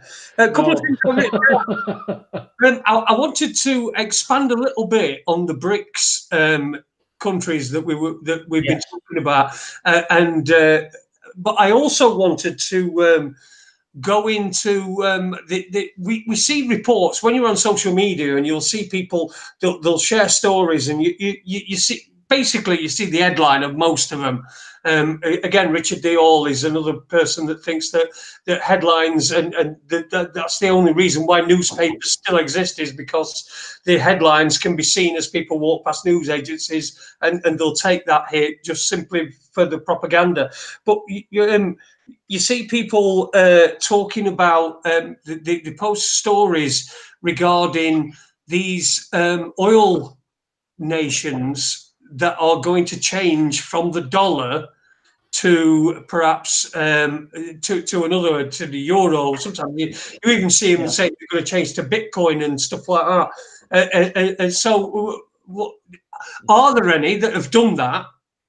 And is there any plans for that to happen? What veracity do you give to that? The only nations that have done it have been those whose leaders have ended up with a sharp thing up their bottom, like Gaddafi, Libya, or Iran, which is constantly living under Israeli and American threat of World War III breaking out over them, or now Venezuela. And the common denominator, and of course Saddam, one of the acts in his downfall, having been armed to the teeth by Rumsfeld, is that Saddam too was wanting to start selling in euros. Yeah. The common denominator between all these is not just neocons having a fit of rage and we're going to get those expletives. No, it's more economically hard-nosed than that. Ian R. Crane is one of the men who, is very keen for people to learn about this, because it's mainstream history. If you read Sheikh Yamani's memoirs, Private Eye, well, it's before my time, but I gather that Private Eye in 1973, when the Saudi oil crisis struck, he was known by Private Eye as Sheikh Yamani out of your pockets. But for decades, we were sold this idea of the greedy Saudi sheikhs. But in Sheikh Yamani's memoirs, we find out that it was the 1972 Bilderberg meeting before this all happened, which was held in Stockholm that year, where Yamani's orders were agreed upon. And then Kissinger was the messenger boy flown out to talk to Yamani and to the Shah of Iran, who said, no, will do, because the Iranians are prouder and more defiant than the Arabs. And this is one of the reasons behind the coup, which went for the CIA went so drastically wrong. They thought they could control the Islamic radicals, but they'd forgotten that Shiism is not Sunnism. But anyway, the point here is the oil-rich, particularly OPEC countries, were told in the Nixon era, when Kissinger, so this is back a year before that, even 71, they were told that from now on, their oil reserves were the sink. They were the strategic backing for the dollar. The gold had been frittered away. People will know, certainly viewers of this program will know about the 1933 events in the United States, FDR declaring the United States basically bankrupt and expanding the national debt to encompass every concern and every family in the country, and confiscating the gold. And in many ways, the administrative and confiscatory state in the US, which is now 87 years old, started in that time in 1933. But then a second layer of it comes when Nixon is told to go off the gold standard, because it's not that America went completely fiat overnight. It's what happened is that the dollar is now pinned, or the cheap rates that the US enjoys to enjoy its gorging lifestyle, the exchange rate that's based on is based on an obligation backed by the US military for all exporting countries of significance to export in dollar denomination. Why? Because that requires them to keep trillions between them in offshore dollar accounts, offshore from the US. So it's not US Treasury controlled money anymore. This is why you got two species of US dollar that never saw the light of day in America. They're only, nominal greenbacks. Even in the 70s, they were only figures on a computer screen. That's the petrodollar in the Middle East and the euro dollar for transactions in the advanced European countries, where you've got the similar volume to the US, but outside the system of the dollar. So is it based on liquidity? This is just liquidity. It's based on the free and ready availability of large numbers of billions and trillions of US dollars. Keeps the key exchange rates of the world, like cable, which is the sterling dollar rate, and dollar euro and dollar yen, at a level which will allow America to suck up more of the world's resources than it can account for. And people shouldn't just bash the Americans for being a guzzling economy, because to this day they are a massive share of the world's population, actually a not inconsiderable share of the population, a massive share of the genius, a huge majority of the talent pool in terms of patenting, and that they are a continental economy of massive scale in themselves. But even despite all those advantages, they are consuming over what they are producing by a huge amount, and they're getting away with paying for it because of this trick with the dollar. Liquidity, it's liquidity based in paper. It's toil and labor that they're using as paper, and that is saying that this is what it's backed by. Oh my word! Confidence trick. Yes, yes, of course. The Brits and Americans are not best at understanding the subtleties of other nations. We're not good linguists or cultural diplomats or whatever. And there was this reigning assumption in the post-imperial age, when the Americans, after the Second World War, were triumphant and were building their commercial and military empire, just like Britain had a real empire, a physical one. There was this assumption that all the towel heads would do and act the same. And if you've ever seen old footage of the Arab League summits with the heads of state and government, you'll actually see there's a lot of difference between them. There's the proud Saudis, there's the defiant Syrians, there's the gesticulations of Gaddafi, all flinging quite horrendous accusations at each other of being CIA stooges. So this is a mistaken impression.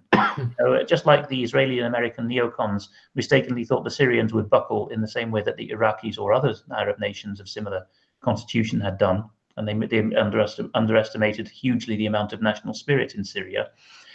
So likewise, we were one iteration more vague than that in Britain and America, and we thought all the Middle Easterners are going to do the same thing.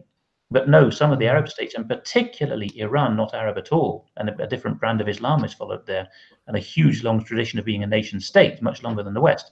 They said, stuff you to this plan, and their economy is real based.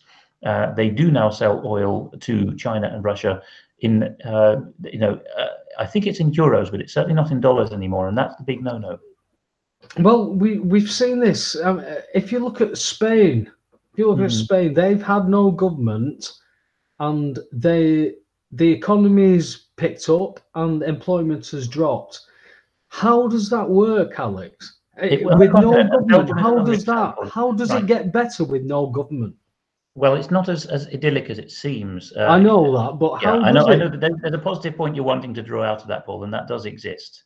You know, which is that people will get on with their lives in the economy without the long arm of the state.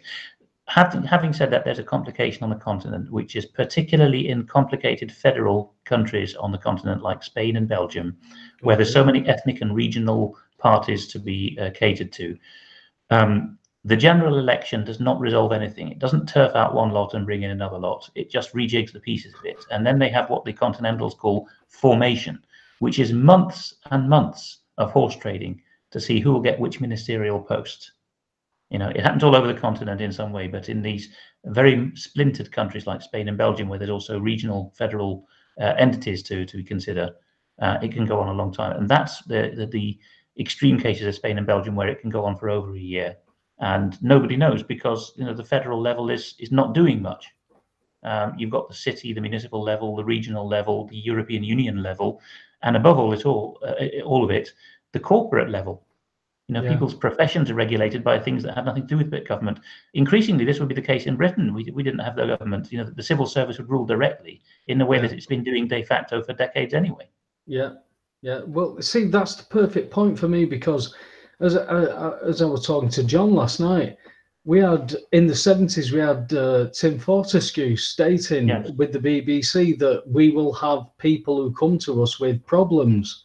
And it might be a debt, it might be a scandal with small boys, and we'll make it go away and get brownie points off these people. They've told us how politics works. John Wedger is telling us that establishment is covered up by what is going on there. Straight away, everybody goes, yeah, that's all corrupt. Well, what about our local councils? Do you not think they're corrupt? Do you not think the Section 151 officer, the chief financial officer who's getting funds for you to discharge liabilities to that you don't know about, he's got them funds and you don't touch them. So what do they do with them? It's like lost property, Alex. They put it into another fund. Oh, we'll put that into an abandoned funds account. Nobody wants it. And then they'll wait and then they'll go, nobody's come for them. Who wants it? Yeah. Oh, well, such a councillor could do with a bit of a pay rise.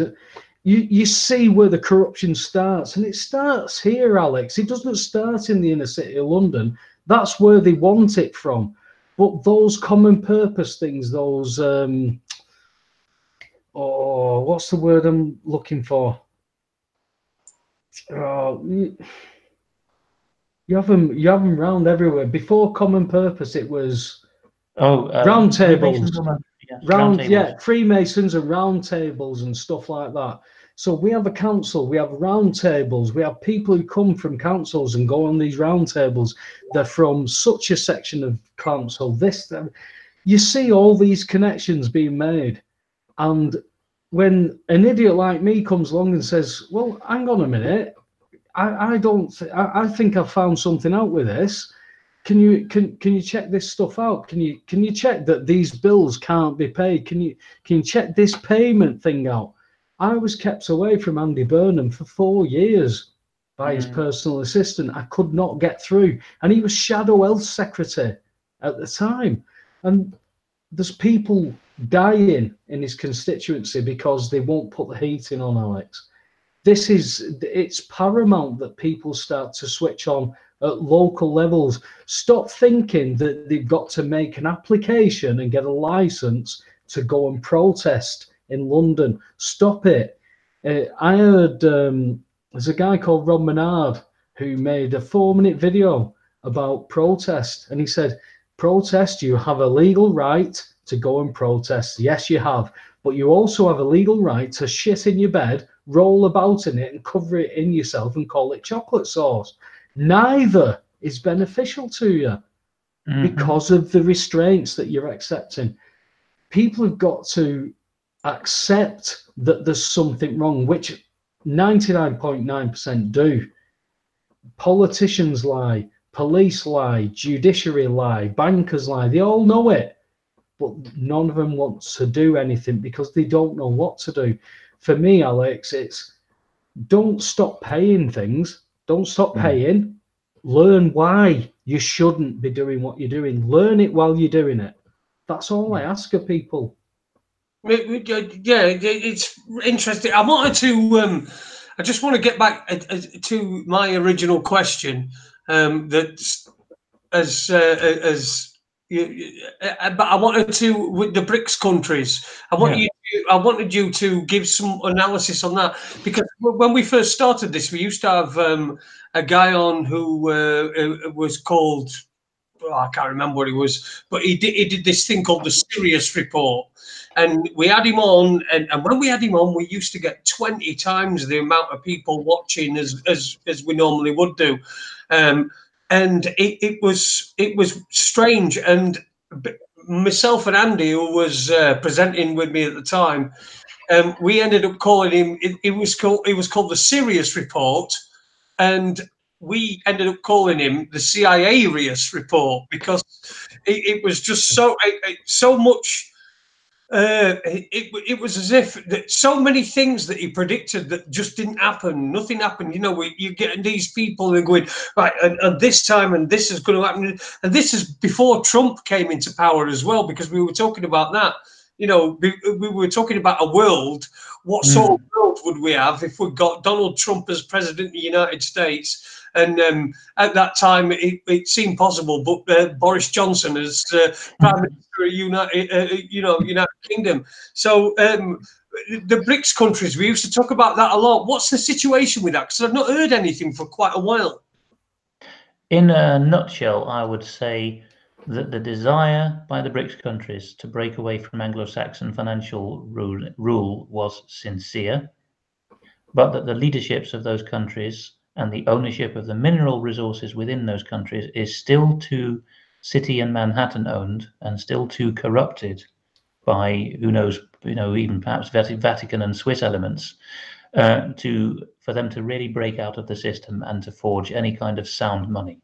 In the latest iteration, we're actually seeing that it's not Russia with those other BRICS countries so much as Russia and possibly China and possibly even Germany, or the old money, the old businesses in Germany, talking about the stirrings of gold-backed currency, because there are allies to this, should we say, the noble end of the BRICS agenda within Germany now. The old money people are saying we've been under Allied domination nearly 80 years. It's brought us no progress really, although we've enjoyed some prosperity at the expense of others. And they actually want to revert to soundness, particularly in economy, but I think some of them even in law. And to reassert Germanic common law. That's perhaps a pipe dream on my part, but some of them seem to be talking about that now. Some of them. So that's the focus in the world of bringing about a new productive infrastructure and honest trade-based economy. Hang on a minute. Hang on. Did you say honest trade-based? Well, much as they have many virtues, both the Germans and Russians, shall we say, that they're not averse to trickery of their own kinds as well. They're also very good at self-deception, as are the Brits. Yes, of course. Well, we're all good at that, aren't we? We deceive ourselves enough. Never mind deceiving anybody else. What about, we're changing tack a little bit here now, but going over to 5G, I've seen a lot of articles where you pioneered 5G over in the Netherlands, and when you turned it on, there's quite a bit of devastation that happened.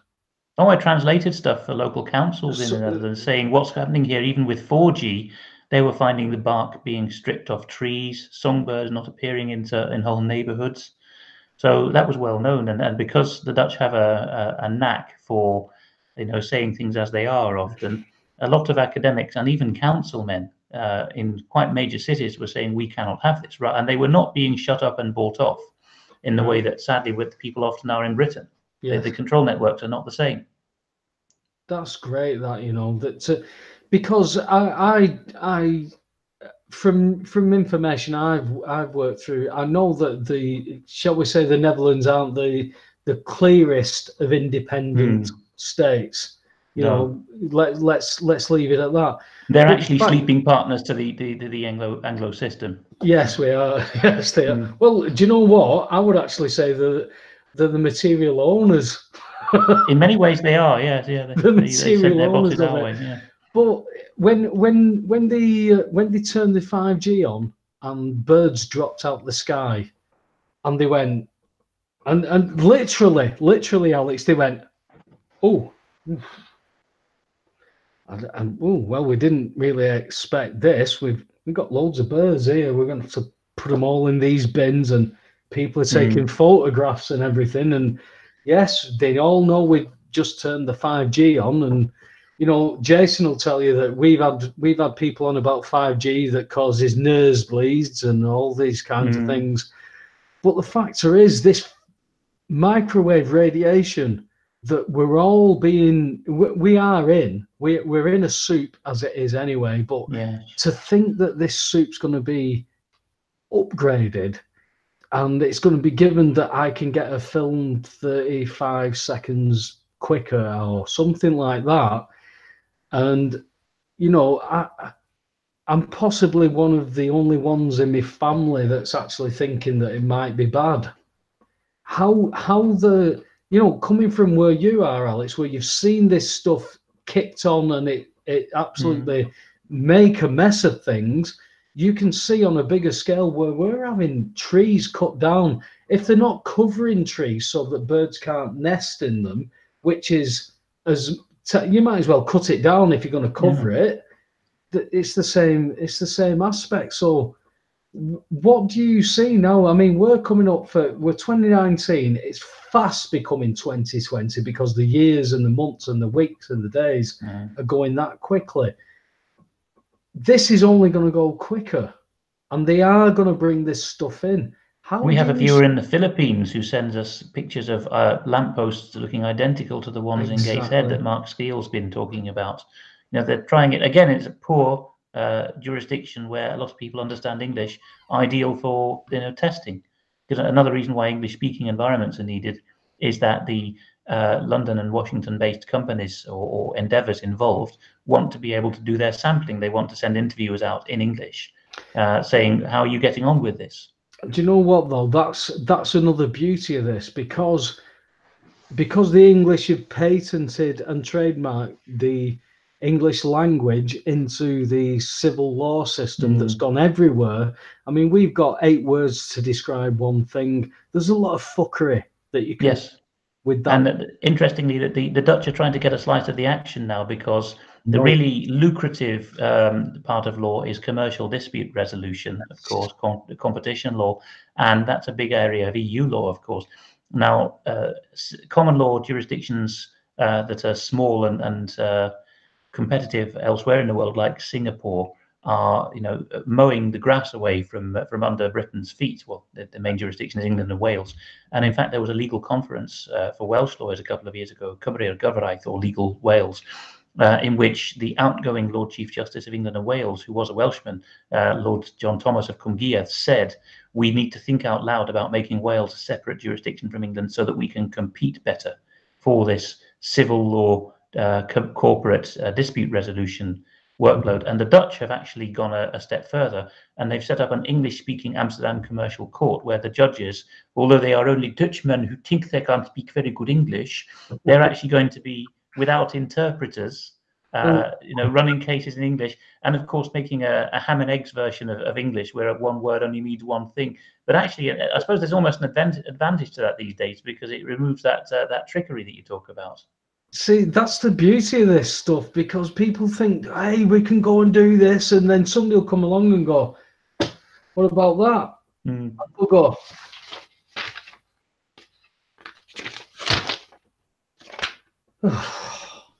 because this is what English law is all about. It's about controversy. Can we cause an argument?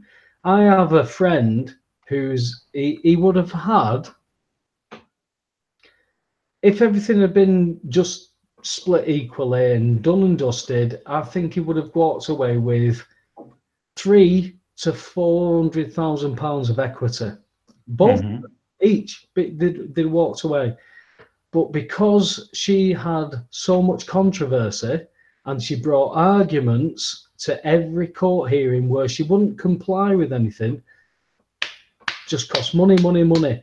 And what did me was his solicitors were going, listen, you pay for this and we'll claim it back. And when he told me he'd done that, I went, did you really pay for that? Yeah, I'm going to claim it back. I went, why?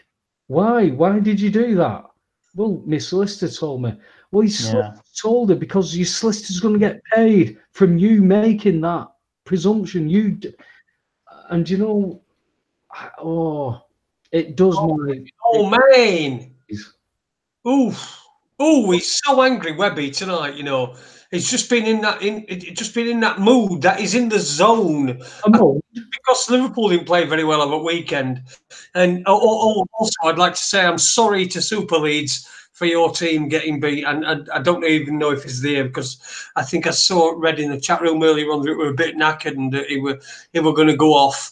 But yeah, Webby, you're just in the zone. But Alex, we've got about 10 minutes left before we have to say bonjour. That's a Del Boy reference as well, so please don't think. Before we have to say das vidania. Alex, don't think he's thick as fuck. He's not. There you go. No, I'm not quite as thick as fuck. I'm as anyway.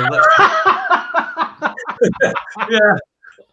It's not quite, Alex. So we've got 9 minutes now because I've been rabbiting on so much and rambling on. But this last 9 minutes, what sort of what would be? I got a couple of questions that I wanted to ask you, but that I can't remember now. But I did have them in my head. What would your fill in this last bit? What would your message be to people? Because I know that there are we've had a lot of not a lot, but we have had some derogatory comments in the chat room. I've worked with UK Column. As far as I never had any problem with UK Column at all. I sometimes thought that perhaps. I got a story that deserved a little bit more than attention than what it got. But I understand because I am now in the situation where people are getting in contact with me and wanting this thing highlighting and that thing highlighting. So I do understand that. So, just this last 8 minutes now, because I am rambling on. What would you like to say? Well, I suppose I better just let people know, because you raised that issue of people not always understanding or agreeing with UK Column's way of going about things. Explain what UK Column is up to, or what its intentions are, because that's also encapsulated in that would be our message or our advice to people. We keep it lawful. We are measured in what we do. I think that sets us apart. I'm not suggesting present company here, but sets us apart from quite a lot of the other alternative and independent and free media in Britain and across the English-speaking world, is that we are more measured. We're still here. We haven't been sued or prosecuted, and that is because of this very careful judgment that Brian and Mike apply to everything. And this, and again, not implying your story at all, but it's why we do not accept the urging of people to cover every story. It's not that we're like mainstream journalists copping out by saying, I want triplicate claims corroborating this before I go live with it, because we are also thinking out loud and we're acting as commentators and analysts, which is a different thing from hard journalism. We do a bit of that as well. It's more the case that we are trying to see where the mood of the authorities is going, who is rising and falling in that scene, what the talking points are. This is a phrase you'll often hear Patrick Henningsen of 21st Century Wire mention when he comes on to UK Column News every Monday. He's talking about, well, he's a specialist in analysing the media themselves, which is such a crucial skill to have now, talking about talking points. So it's, I suppose I'm going to be a bit shamelessly elitist here. I'm going to say we are a more intellectual effort than most of the media. There's a niche for all of these endeavors. That means, by definition, we are sly. We don't pack a punch every time we talk, and if we do, it's a rhetorical punch. One of the ways we can describe that is that we are actually a kind of meta news organization, right? So you have the news, and then you have the analysis of the news itself, because journalists as a profession are inordinately navel-gazing. They're very concerned with their own profession and their own clique and how they're doing compared with their competitor titles or their rival star writers and so on. And we look at that scene as well. So what we're trying to do is cast a light on that scene and say to some of the dissident mainstream journalists and commentators as well, look, this part of the narrative's being ignored. You've had this line spun to you. You've misunderstood that. So in a sense, alongside the Salt of the Earth viewers and readers, we are also particularly keen to get into the minds of some of those who write the news and who are talking heads on channels with greater reach themselves than UK Column. In a sense, we're further upstream than a lot of other news efforts. And so that's why we look sometimes to be rather abstract, or that we're hammering on a particular point or a particular turn of phrase for a while until it's been released into the mainstream. You know, we consider it a success when for finally one MP or two MPs start saying military union after years of David Ellis hammering the point, or when named person becomes an international scandal years after David Scott has, done more, I think, to cover it than almost any other citizen journalist. So that's really where we're at. We're at the crossroads of activism, news, analysis, and commentary. And we would encourage people to do, in their own ways, to do the same, to be their own, in their own neighborhoods, their own news service, analysis service, commentary service, and, where necessary, lawful activism service.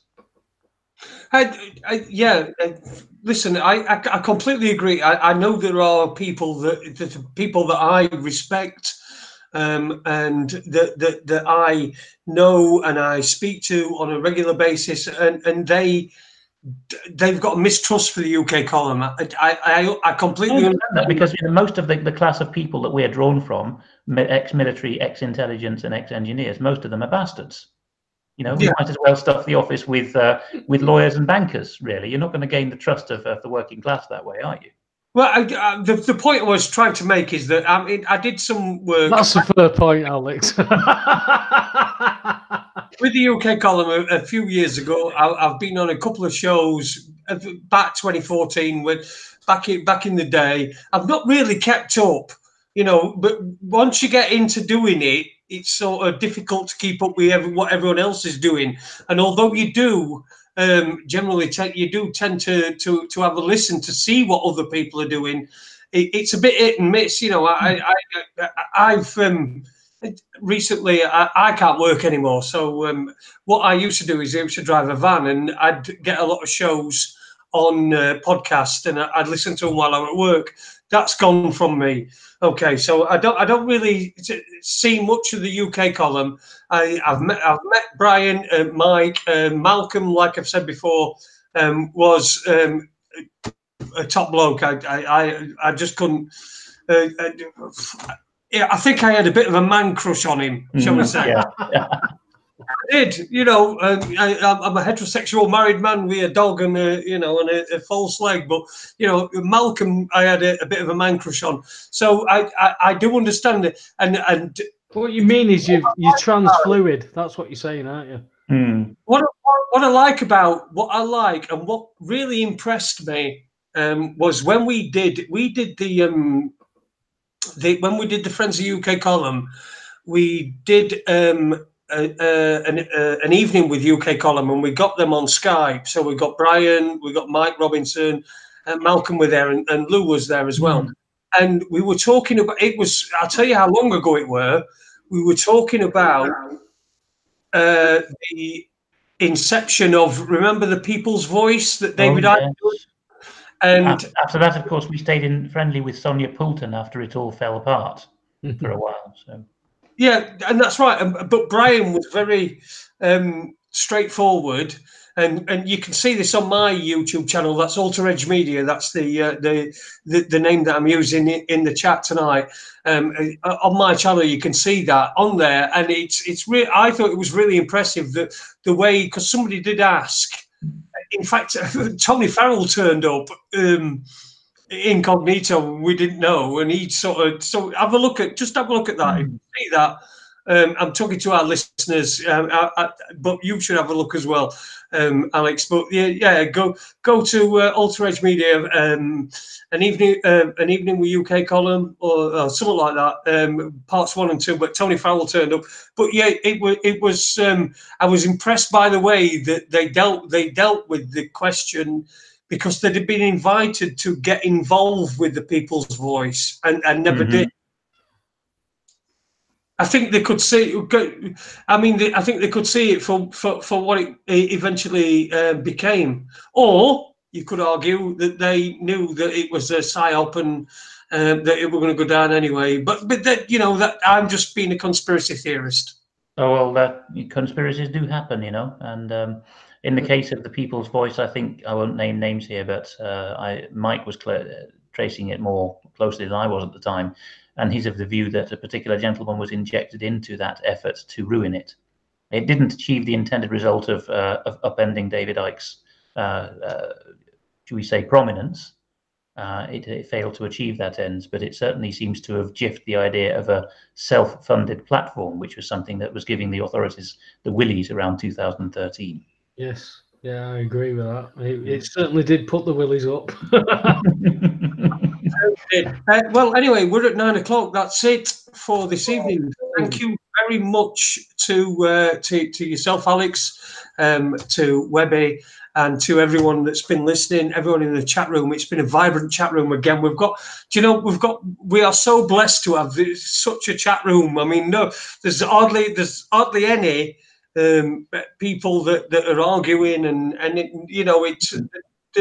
We seem to have got that here. We seem to have got that where even when there's people that we disagree with, we can still have a fluid conversation. We can still, that's what it's about. That's what it's about. We've got to be able to discuss things and disagree. We've got to be able to disagree things, because if we don't disagree, how the hell are we going to ever sort anything out?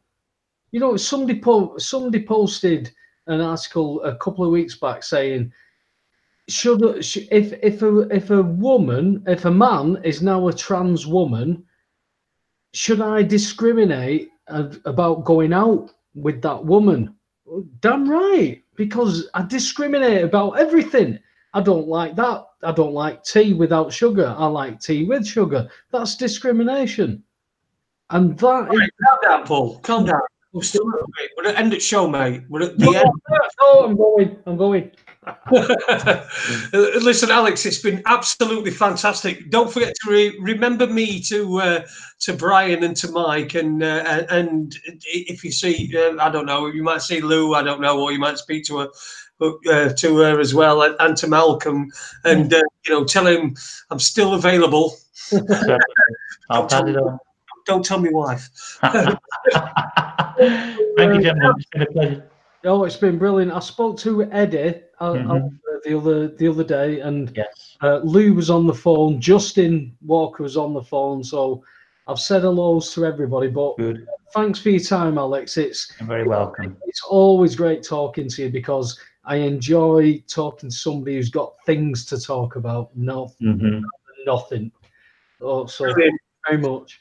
Right, everybody, listen, we are going tonight. Thank you very much for watching us. We've got 2 shows. We've got 2 guests lined up for next week. On Tuesday, we've got... Go on, Jason. Go on, Webby. You tell me, because you do it. Go on. I don't know. I can get my diary out if you want. You're going to have to wait till I flick through it. Hang on. Next... blah, blah, blah, blah. Monday, 25th. 25th, is it? Next Monday, really? God, it's flying, isn't it?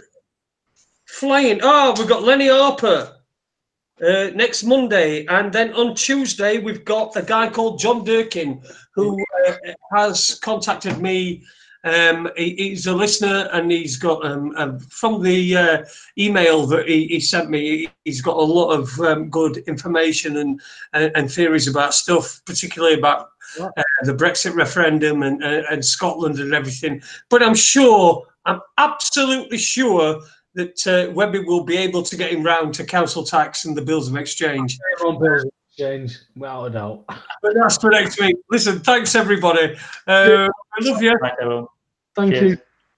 you. Support independent people doing shows like this. Support Cookie, Eddie Cookie Monster, Munster, Eddie Cookie Munster, and even Steve Turgoose. So even though I listened to his show at the weekend and I wasn't very impressed with some of the stuff that he was saying, but you know, he's entitled to say it. So take care, everybody. We'll see you soon. Ta-ra a bit. Bye.